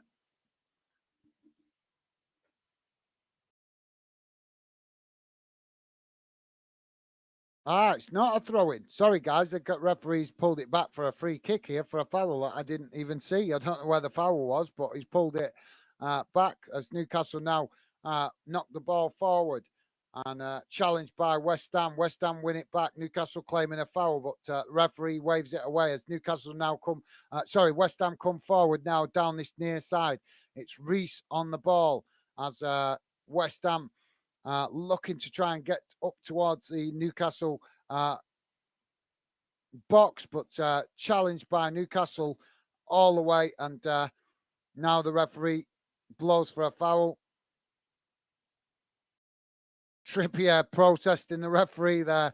That's quite interesting. So let's go back to the chat where we wait for the free kick to be taken.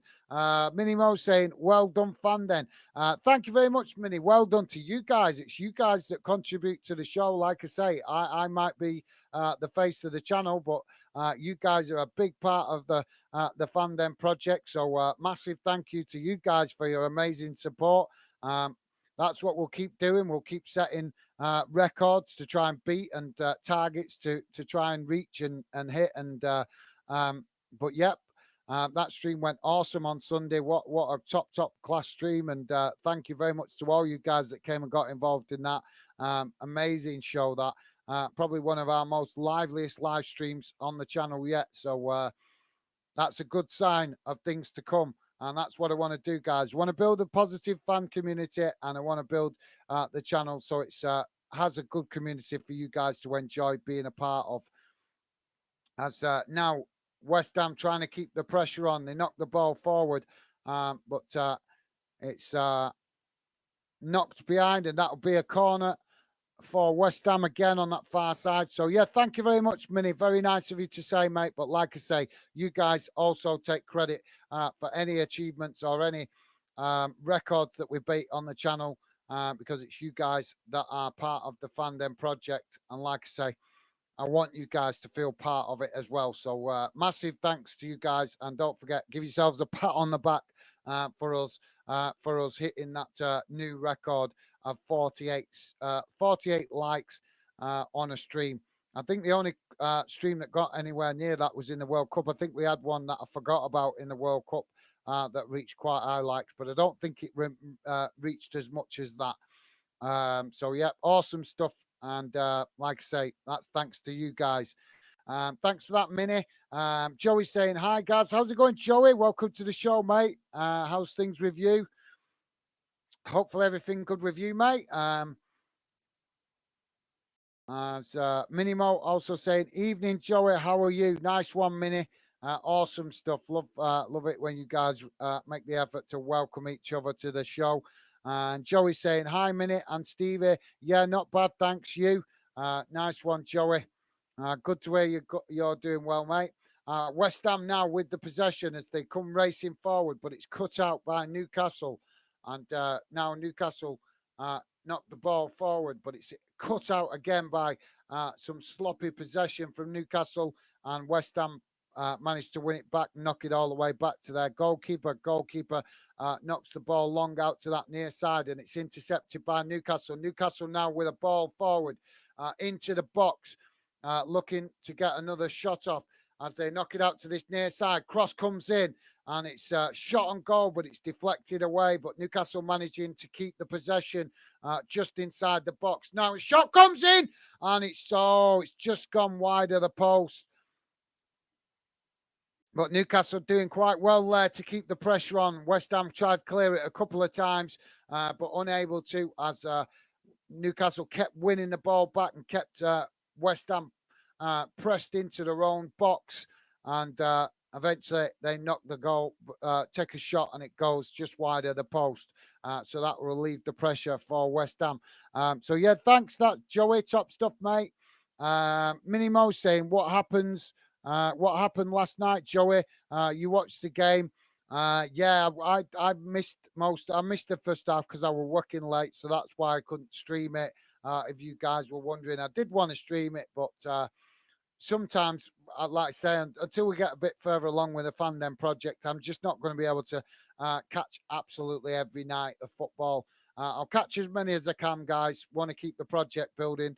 But like I say, unfortunately at the moment, there will be some nights where work commitments clash. So hopefully you guys understand. But just know that I am working to try and do as much as we can. Like I said, we're just getting Fan Den going, guys. We're just getting Fan Den going. Believe me, I've got loads of top ideas for the. Well, I hope the top. You guys will help me decide whether the top ideas. I think there's some good ideas I've got for the future of the Fan Den project. But yeah, at the moment, just trying to keep doing the match watch alongs to keep the consistency up, so that we can try and attract uh, a bit more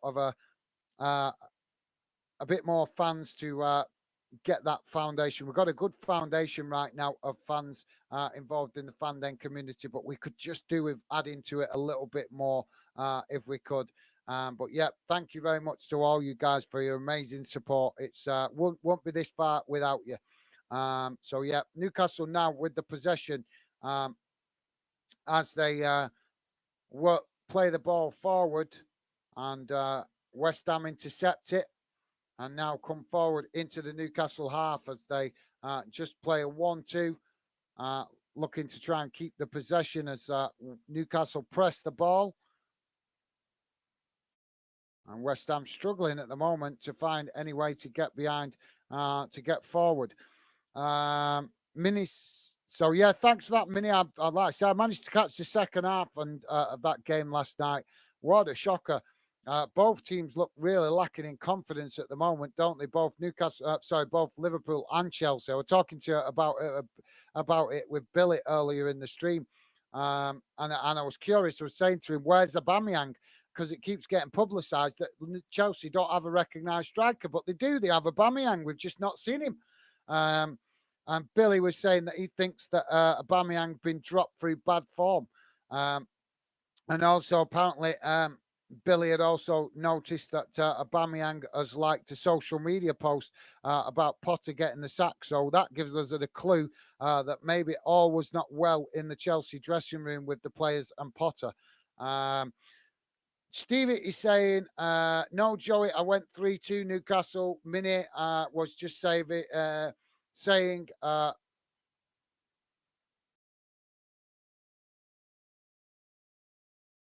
right. Sorry. Did I miss Joey? Sorry, I missed Joey's comment there. Joey saying, you gone for a Stevie special against Stevie?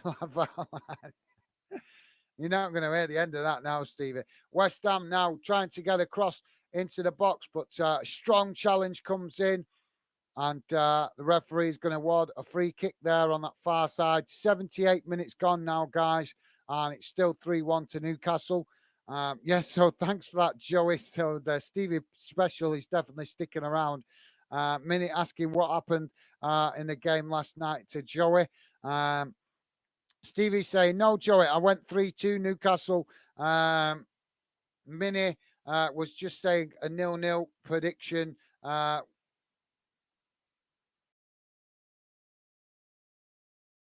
Will always be called a Stevie special, laugh out loud. Yep, it will be. Stevie, I know, God help it, if you get another 0-0 correct score prediction, you're going to be called the 0-0 master or something, aren't you? Or the 0-0 messiah. Thanks for that, Stevie. Mini Mo is saying, we need a West Ham goal, Stevie. Yeah, as West Ham just took that free kick and it goes way too much on it and it goes well. They tried to knock it towards the back post, but it's too much pace on that ball and it goes out for a free kick. So, yeah, West Ham not making the best of that opportunity. So yeah, Mini, we do. We want more goals. I can tell you guys, a big percentage of West Ham fans now starting to leave the stadium.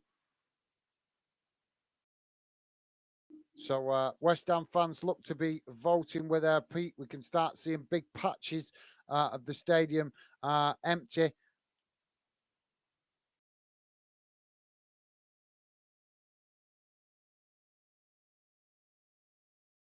It's really annoying that when big percentage of the players fans just glory hunters, aren't they? Just go early.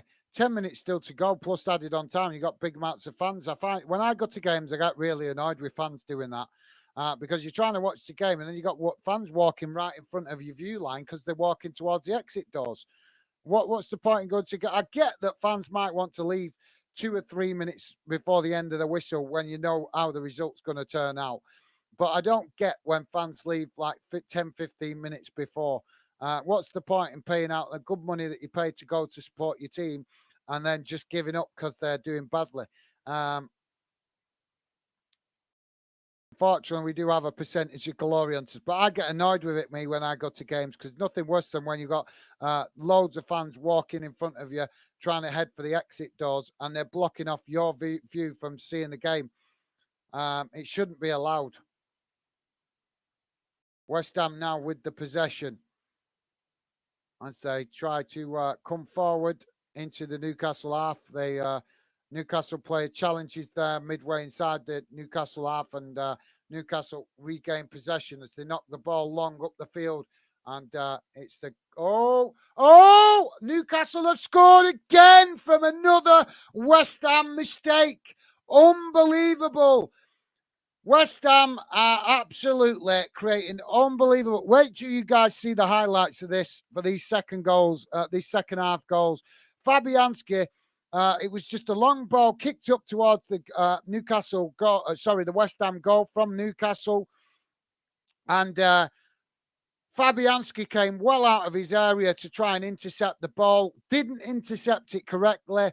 It ended up falling to the Newcastle player, who was able to just chip the goalkeeper, chip it over the players in front of him and straight into the back of the net because there was no goalkeeper there. There was just two defenders in front of him, and it was an easy tap in, just chipped over the two defenders, and unbelievable.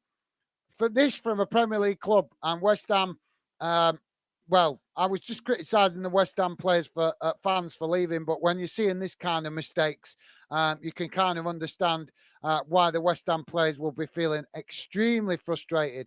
Fabianski now involved in two major mistakes that have cost West Ham 2 goals in this second half. So I don't know what you guys make of it, but wait till you see it on the highlights afterwards. Unbelievable.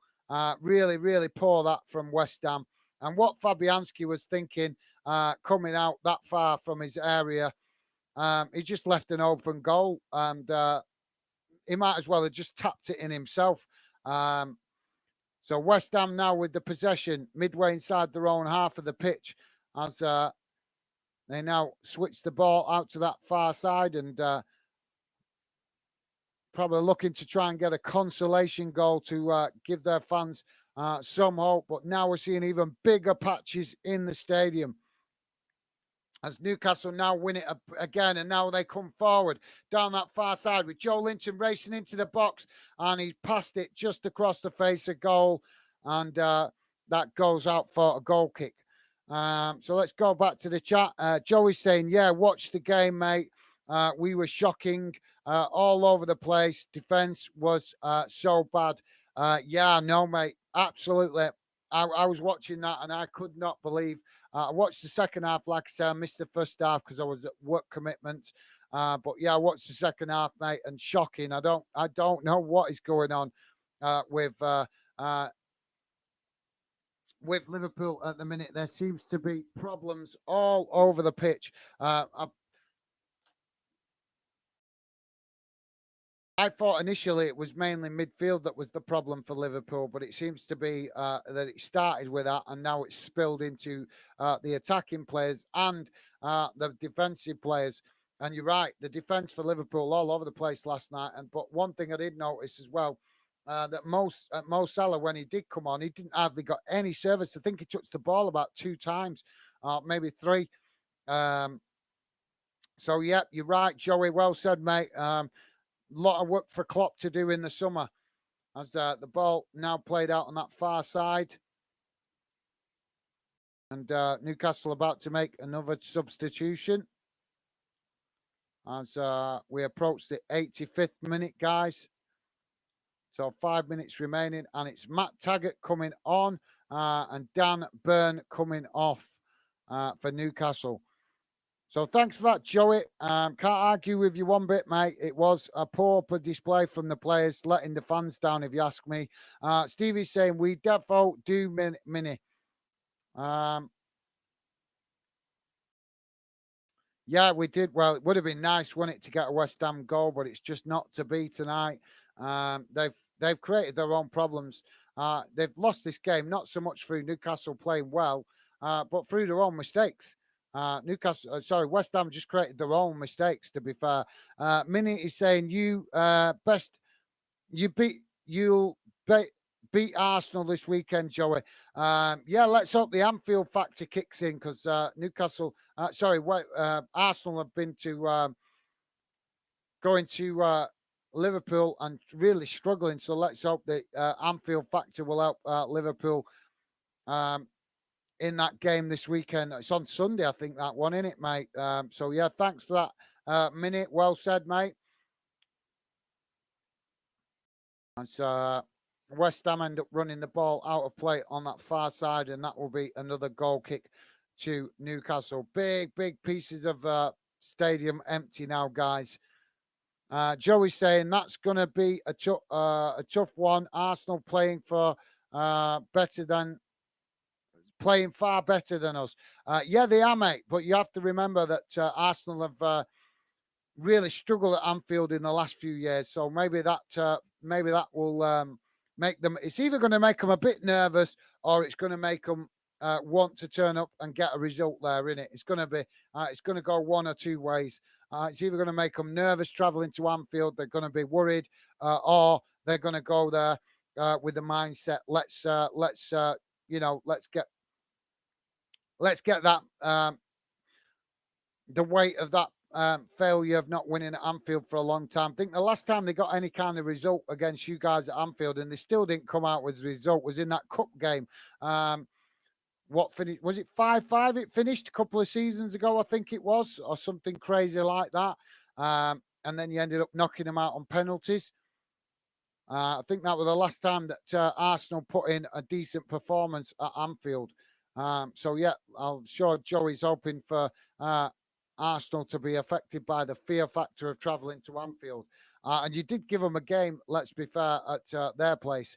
Minnie is saying, if I was Lampard, I'd tell Chelsea where to go. Yeah. That's a fair statement, Minnie. So we've got challenge on that far side, and now the referee is going to book another player.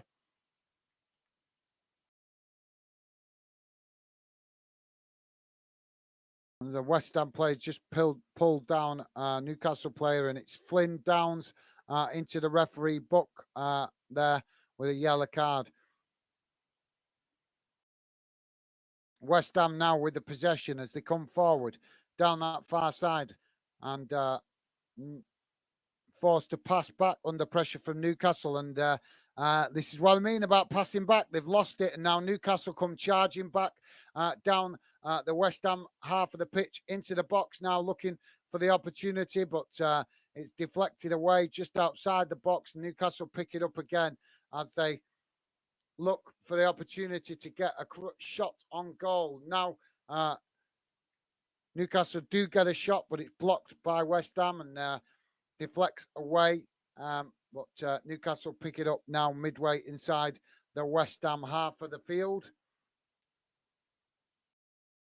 as they now look to play this ball forward down this near side, but just happy to keep the possession away from West Ham before Newcastle eventually knock it long down the field, but it goes out for a throw into West Ham.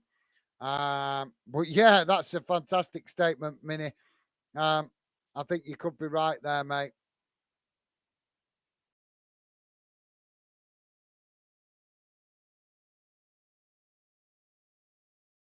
West Ham just with the possession on the halfway line, and so they play it forward now.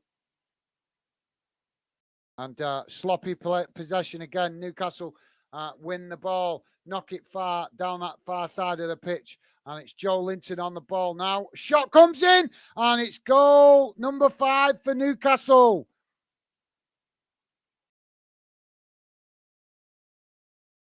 As we're just coming bang on the 90 minutes, guys. And it's West Ham 1, Newcastle 5. I want to hear from you guys. Do you think that this could be the final nail in the coffin for David Moyes? He's been under quite a bit of pressure with big question marks about his job for big chunks of this season. But this kind of result at home is likely to really pile on the pressure. Do you guys think that he will still be the manager of West Ham for the next game? But yeah, Newcastle playing really well. As the goalkeeper did get a hand to that, but he just didn't manage to get a strong hand to it, and it just bounces off his hand into the back of the net. So yeah, let me know, guys. Do you think that this is going to be the end of David Moyes at West Ham? So thanks for that, Minnie. Joey is saying, agree, Minnie. Don't think it's a good move for him. Hope I'm wrong, and he does well, but after the way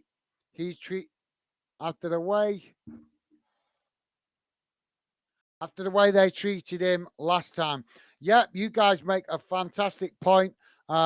Maybe it's one of them, done it, guys. He's got a love for the club.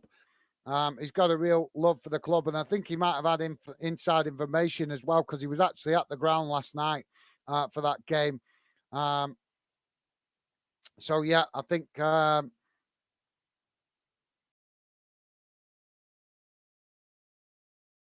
you guys could be right with what you're saying, but the question is, will Lampard's love of Chelsea sway him to accept it? We'll have to wait and see. But thanks for that, Joey. Minnie Moore said, I'd sub the keeper. Yeah, why not? Good shout, that, Minnie. Yeah, he has had a shocker. We don't see that much, do we, to be fair? We normally only see it when players have goalkeepers get an injury. That's mostly when we see it. So, yeah, well said, Minnie. Take a strong character of a manager to do it, though, doesn't it? Minnie is also saying, poor David Moyes, he must be raging after his team's second half performance. I should imagine so, Minnie. You're spot on with that. And he's got right to rage, hasn't he, to be fair, because the players. What's shocking about this game, guys, is West Ham started like a house on fire. They really did. But they take too many risks. They take too many risks. The reality is that they are not Manchester City, and they're brave going forward, and that's all well and good. But you need to keep it tight at the back, otherwise, good teams that are on the up with momentum, like Newcastle, are going to take full advantage of the slightest mistake, and that's what's happened in this game. Newcastle have been able to pick off West Ham's mistakes and take full advantage of it. Ball kicked out on that far side now for a throw into West Ham, close to the corner flag. So, yeah, well said, Minnie. Milzard, welcome to the show, Milzard. Thank you for dropping in, mate. Milzard saying Barca losing 4-0 to Real Madrid. Oh, interesting. Thanks for that, Milzard. Appreciate you getting involved, mate. Yeah, that's definitely an interesting scoreline. Barcelona smashing Real Madrid. And I can also let you guys know that the other game has finished. That's a full-time score. Man United have won Brentford 1-0. So even Man United still not looking formidable at the minute. And there goes the full-time whistle here, guys. It's finished. West Ham 1. Newcastle United 5, and West Ham fans booing around the ground, as you might expect after that performance. But yeah, thanks for that, Milzard. Great to see you, mate. Welcome to the show. Guys, just to remind you, if you could, please do hit that like button. If you could, it'd be appreciated. Like you guys know, I don't like to mention it too much, but would be appreciated if it's not too much trouble. Minimo is saying 5-5 games are the best. Zero skill or flair, but absolute crazy entertainment. Yeah, absolutely. You're right, Mini. Like I say, I think it was in the cup, wasn't it, when Liverpool and Arsenal met a couple of seasons ago, and I'm sure it finished 5-5, and they went to penalties, and Liverpool just edged it on penalties. But that was the last time I can remember Arsenal having an half decent result at Anfield. But yeah, you're right, Minute.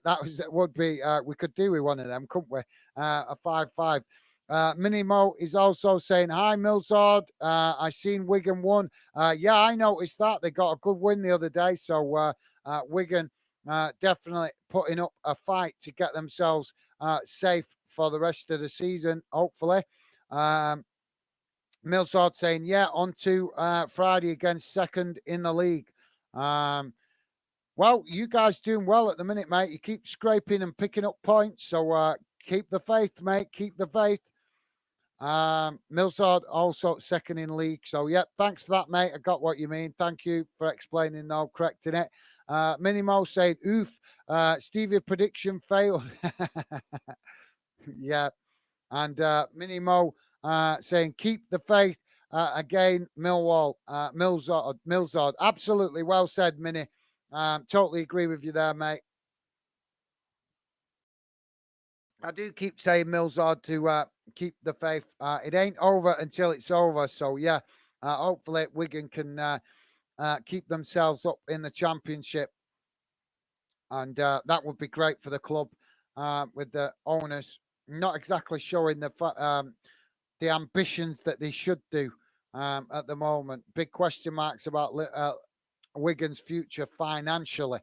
Nothing to do with their league position, just financially, the way the owners are running the club. I don't know if you guys have been keeping up to date with it, but Wigan very much in the headlines at the minute and the risk of administration.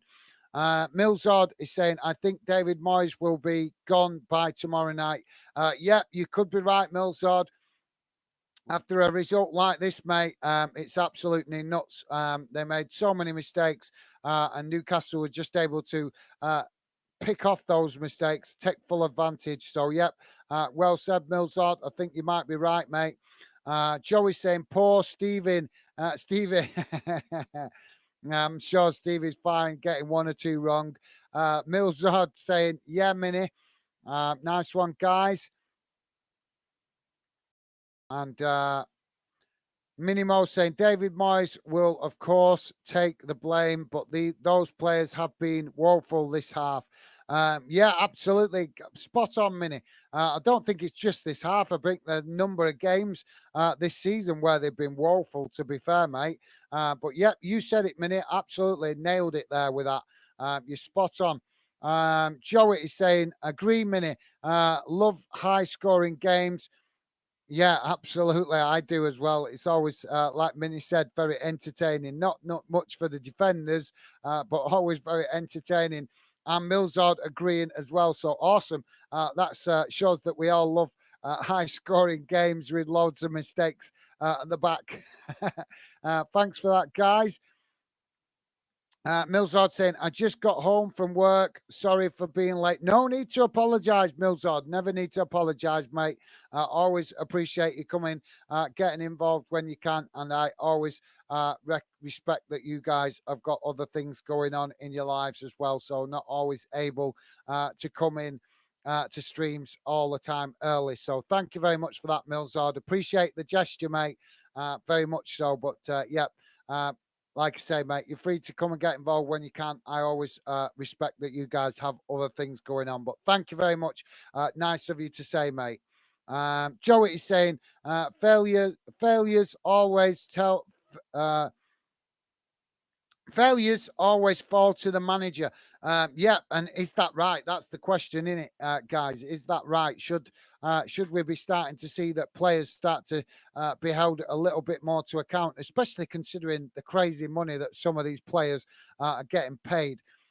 Should they be taking, maybe, you know what would be a good thing is if a club experimented instead of just automatically um, sacking the manager, making the manager the fall guy.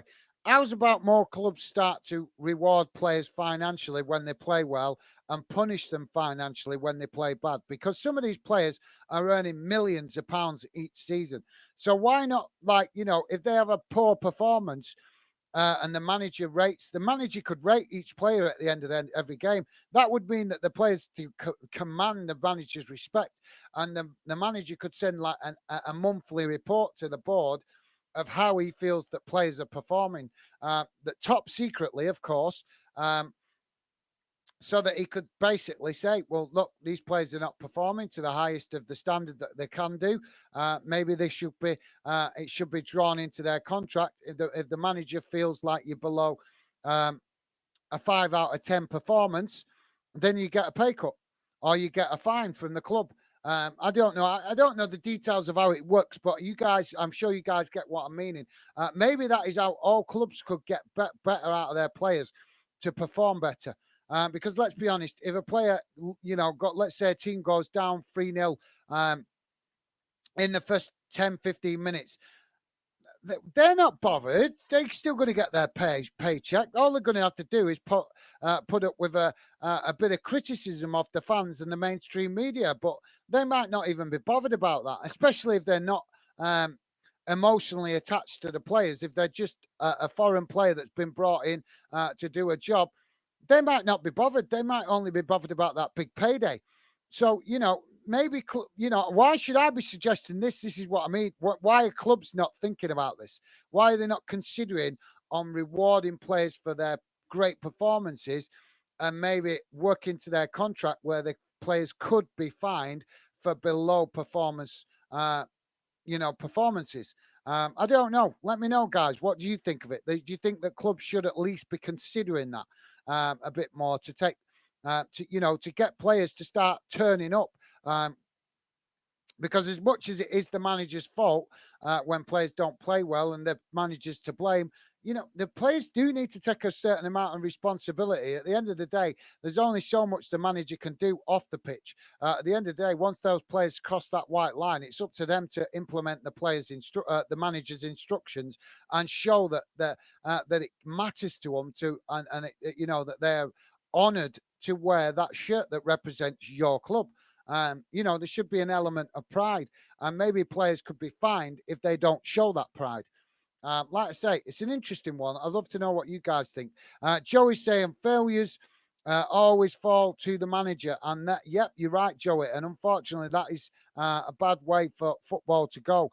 Minimo saying Barcelona having a shocker.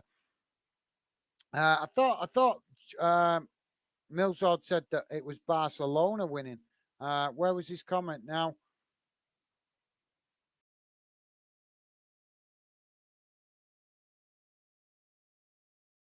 Right. Sorry, I read it wrong. Barcelona losing 4-0 to Real Madrid. I thought you said winning 4-0 to winning Real Madrid 4-0. My bad, my bad. So, yeah, thanks for that, Milzard. So, yeah, Barcelona definitely. Well, Barcelona, I don't know if you guys are aware, they've got a lot of financial problems that they're trying to hide. Big problems at Barcelona at the minute financially, but they're trying to hide it. They're trying to hide it. I was reading about it in the summer. They are trying to hide what is going on at the club financially. Minimo is saying, yeah, the manager always takes the fall, never the players, sadly. Yep, absolutely, Minute. We don't mind the manager being the fall guy, but it would be nice to see a bit more accountability to the players, wouldn't it? Especially considering they're treated like royalty. They get everything done for them. They're looked after well. They don't have to want for nothing. They're paid a fat wage. So, they should show a bit more pride in wearing the shirt. Back in the day when I was younger, that was what it was about. It's about having players got brought to a club and they had to show an element of pride of wearing that shirt. And if they didn't, they were out the door. Or they were benched, or they were stuck in the under 21s, or something like that. These days, player power is becoming more relevant, and it's about time clubs started to implement rules that take that power back. So yeah, Joey's saying, yeah, Gaz, it was 5-5, 5-4 on penalties. That was 2019. Yeah, I knew. I just couldn't remember the full extent of the details of it. But yeah, thanks for that, Joey. Top man. I appreciate you filling in the details. But yeah, I was saying to, I think it was Minnie earlier. I was just pointing out that I think that was the last time that Arsenal had any kind of decent performance at Anfield. Every other time they've been in recent years, they've had their backside kicked, shall we put it nicely. So yeah, thanks for that, Joey. Minnie Mo saying Hibs had a 5-5 with Rangers in 2018. It was bloody mental. Well, but mental, but enjoying. But yeah, that's awesome. Awesome that Hibs can go toe to toe like that with Rangers. That shows that your club is in my opinion, you guys can reach a lot bigger heights in the SPFL than you're reaching. You just need the right manager to drive you on. If you ask me, I'm not sure who your manager is at the minute, Minnie, but I think the right manager can get the best out of average players.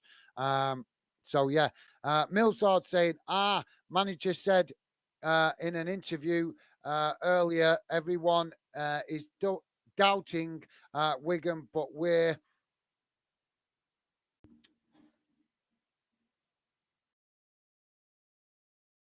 willing to prove the haters wrong. Absolutely well said, Milzard. Although I will correct you on one thing, mate.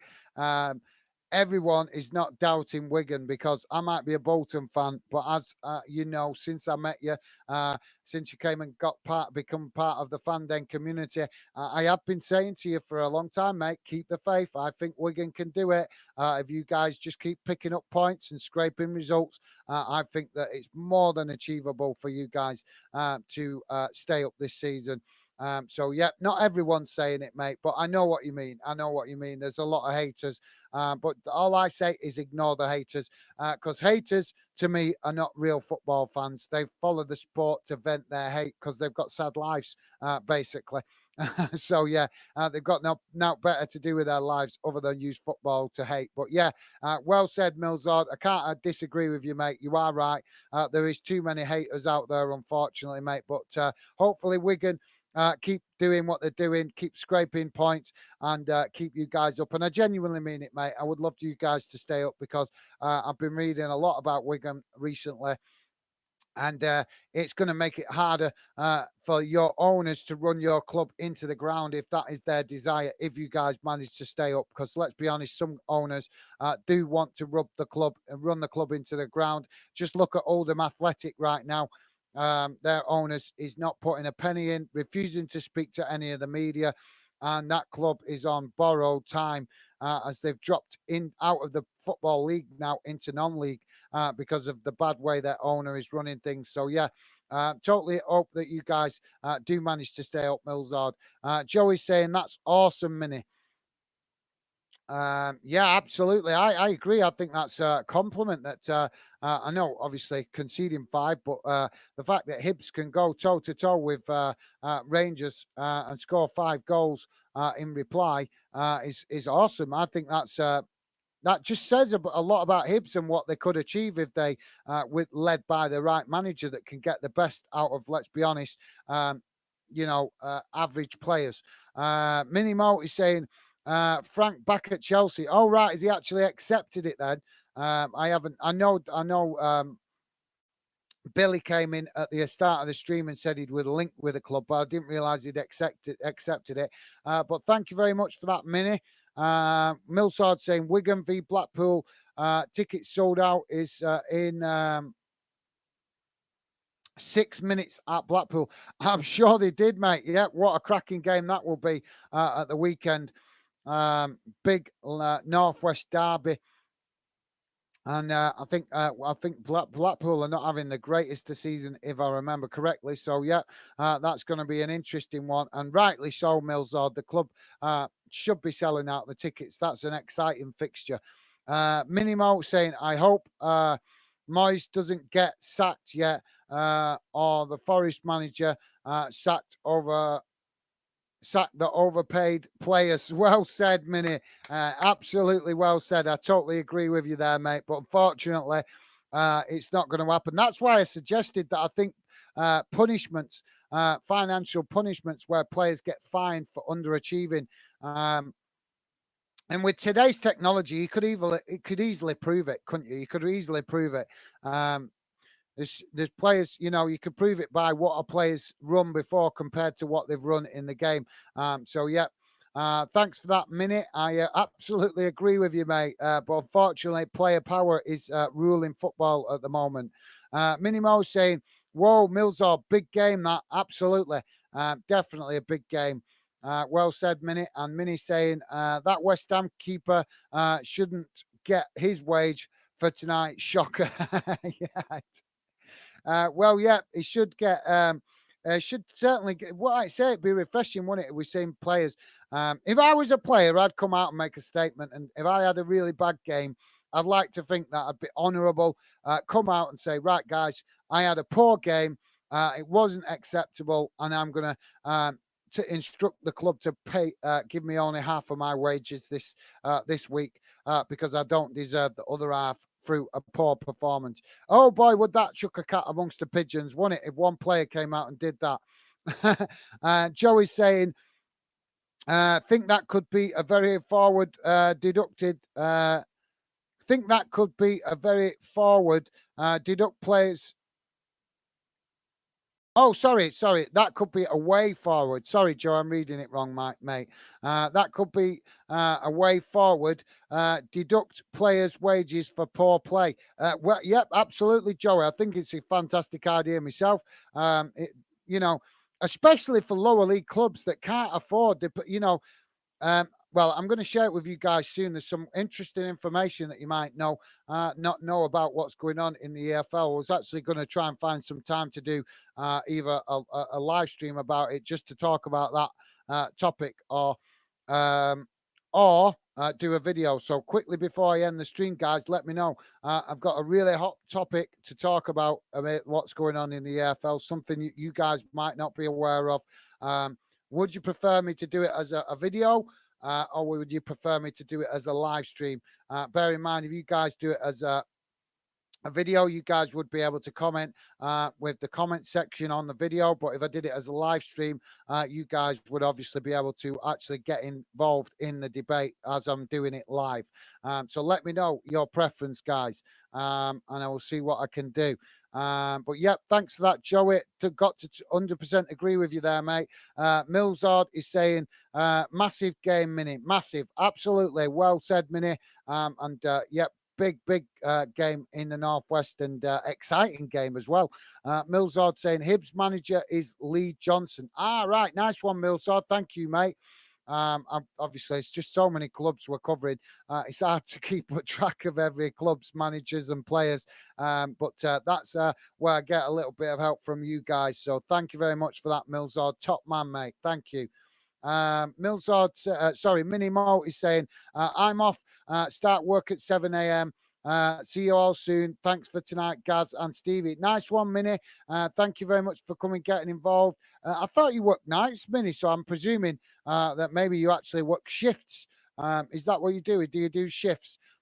So, yeah, thank you very much for that, Minnie. Enjoy the rest of your evening. Rest up well, and go and recharge the batteries for work tomorrow.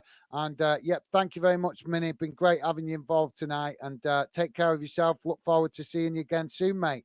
Thanks for that. Joey saying bye, Minnie. Nice one, Joey. Top stuff, mate. And Stevie is saying thanks, Minnie. Catch you next time. Nice one, guys. Absolutely top stuff. And Millsard saying our owners want to sell stadium. Yeah, I've been reading about it. They want to sell the stadium to basically, because they've not got the money to save the club, so they shouldn't have been allowed to buy the club in the first place. But yeah, I have been hearing about that, Millsard. Very disappointing to hear what's going on at Wigan at the moment. Like I say, we'll debate that on that either on that video or that show what I do with regards to, like I said, really interesting what I've got. I don't want to do it on here because it's very much a very much hot talking point, and I want to come at you guys with some information to talk about it as well. That's why I'm not going to reveal that talking point right now. Millsard saying Blackpool are in the relegation battle. I thought they was. I thought they was. Just mine's a bit jumbled up at the minute with where they were. But yeah, thanks for that, Millsard, top man. And yeah, I thought they were struggling this season. I just couldn't remember exactly where they were in the league. Millsard also saying Reading got 6 points deduction. Did they? When was this? See, this just goes to show, doesn't it? Do you know, I watch Sky Sports News so much, trying to keep up with the football, and this just goes to show that they don't keep you informed about what's going on in the lower leagues, because I've clearly missed that. So yeah, thanks for sharing that, Millsard. What was that for? Is that for breach of it, financial fair play rules or something like that? Millsard saying, yeah, do that stream. All right. So, yeah. Okay. Fair enough, guys. Millsard wanting it as a stream, and also Joey as well. Okay, guys. I will set that up. I need to set up the information that's relevant to it. But yeah, I will do. So look out for that, guys, because you're going to be interested. It's honest. Big news that I'll be sharing in that live stream. So yeah, I'll do it as a live, so that you guys can interact with it. So yeah, thanks for that, guys. Appreciate your opinion. Always keep trying to involve you, as you know. Millsard saying, I'm the manager at my works, now got promoted today. Well done, mate. Congratulations. Wish you the best of luck with that. Absolutely awesome, mate. I always say managers get the best out of people if they lead by example. So I don't know if that'll help you in your endeavors, mate, but congratulations. Wish you all the best with it, mate. Hope it goes well. So, yeah, awesome stuff, Millsard. That's awesome news, mate. Joey's saying, nice one, Millsard, as well. Yep, nice one, Joey. We wish you the best of luck, Millsard. Millsard saying they got deducted 3 days ago. Okay, nice one, Millsard. I'll see if I can read up on that. Millsard saying not revealed what it was for. No worries. All right, mate. No worries. I'll look into that and see if I can find out why they got that points deduction. But yeah, top man, Millsard. Appreciate that. Appreciate you letting me know that. And like I say, congratulations on the promotion. And hope it all goes well for you, mate. Wish you the best of luck with that. So guys, I'm going to call it a night now because I've not had no food yet and I'm rather hungry. But want a big shout out to all you guys that have come and got involved tonight. Been really positive, quiet stream, but we get them. We do get some quieter streams sometimes. But as we keep building the fandom community, hopefully more fans will come and get involved, and that way most live streams in the future will hopefully start to become active for you guys to enjoy being a part of. So yeah, thank you very much to all you guys for your amazing support as always. Can't thank you enough. Really appreciate it. Like I keep saying, want you guys to really feel part of Fandom. So big shout out to you guys for your amazing support as always. And like I say, we hit a new record high the other day with the likes on the stream for the cup final. So massive shout out to you guys for your fantastic support with that. And hopefully we'll keep marching forward and break more records in the future. So yeah, Millsard saying, but there is a battle now. So yeah, okay. I'll like I say, Millsard, I'll check it out why Reading got that points deduction, and if I find out, I will certainly let you know. But yeah, thank you very much, Millsard. Top stuff from you tonight, mate. You give me some interesting information that I didn't know. So nice one, mate. And Joey's saying, thanks, guys. Catch you next time. Nice one, Joey. Appreciate you coming, getting involved as always, mate. Really, really do appreciate that. And Joey also saying bye to Millsard and Stevie. Awesome. Nice one, mate. Really do appreciate that. And Millsard saying bye to Joey as well. Awesome. Thank you very much, Millsard. Appreciated. as always, love to see you guys making the effort to welcome each other and also say goodbye. That is the way we will continue to build the positive fandom community you guys are helping to create. Millsard saying, what score was Bolton on Sunday? 4-0, mate. Finished 4-0, didn't it, in the cup final? So, yeah, I was pretty buzzing with that. And quite surprised. I think the occasion got to Plymouth, didn't it, mate? Don't know what you made of Plymouth's performance, but yeah, the performance definitely seemed to, or the occasion maybe got to them. I'm not sure. But yeah, I'm looking forward to more football this week. And yeah, I'll have to see what fixtures we've got coming up to work out what games we can do over the next few days and the weekend as well. But for now, guys, that's it from me. Thank you very much to all you guys. Big shout out to Milzard, Joey, and Minimo. Stevie, as always, thanks for your support. Billy as well, who was also very active in the first half. So massive thanks, guys. Really do appreciate the amazing support. And Mozart just put in 3.2k on Sunday. Right. I think you mean in the show. Nice one, Milzard. Yeah, we had a really good view rate on Sunday, and that's why I said hopefully that's a sign of things to come. But yeah, you guys help with that. Like I say, it's not only you guys contribute to what the channel is. So pat yourselves on the back for that amazing view that we had on the channel. Because like I say, you guys keep hitting that like button and being positive in the chat encourages more fans to come and get involved. So that, and it also, like I say, shows you guys also contribute to what the channel is becoming. So massive thanks to you guys for that. And Milzard also saying congrats. Thank you very much, mate. But congratulations to you, because like I keep saying, mate, you guys are part of the Fandom project and you help it more than you realize. So thank you very much for that, mate. And also congratulations to you with your new job promotion.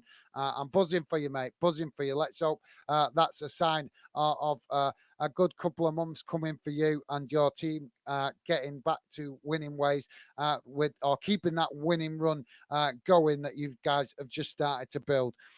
So thank you very much, guys. Really appreciated. Enjoy the rest of your week. Hopefully, I'll catch you guys up again soon on a future live streams. But for now, look after yourselves out there, guys. Take care. And I like to say, look forward to seeing you again soon. But that's it from me for now. Take care. Bye.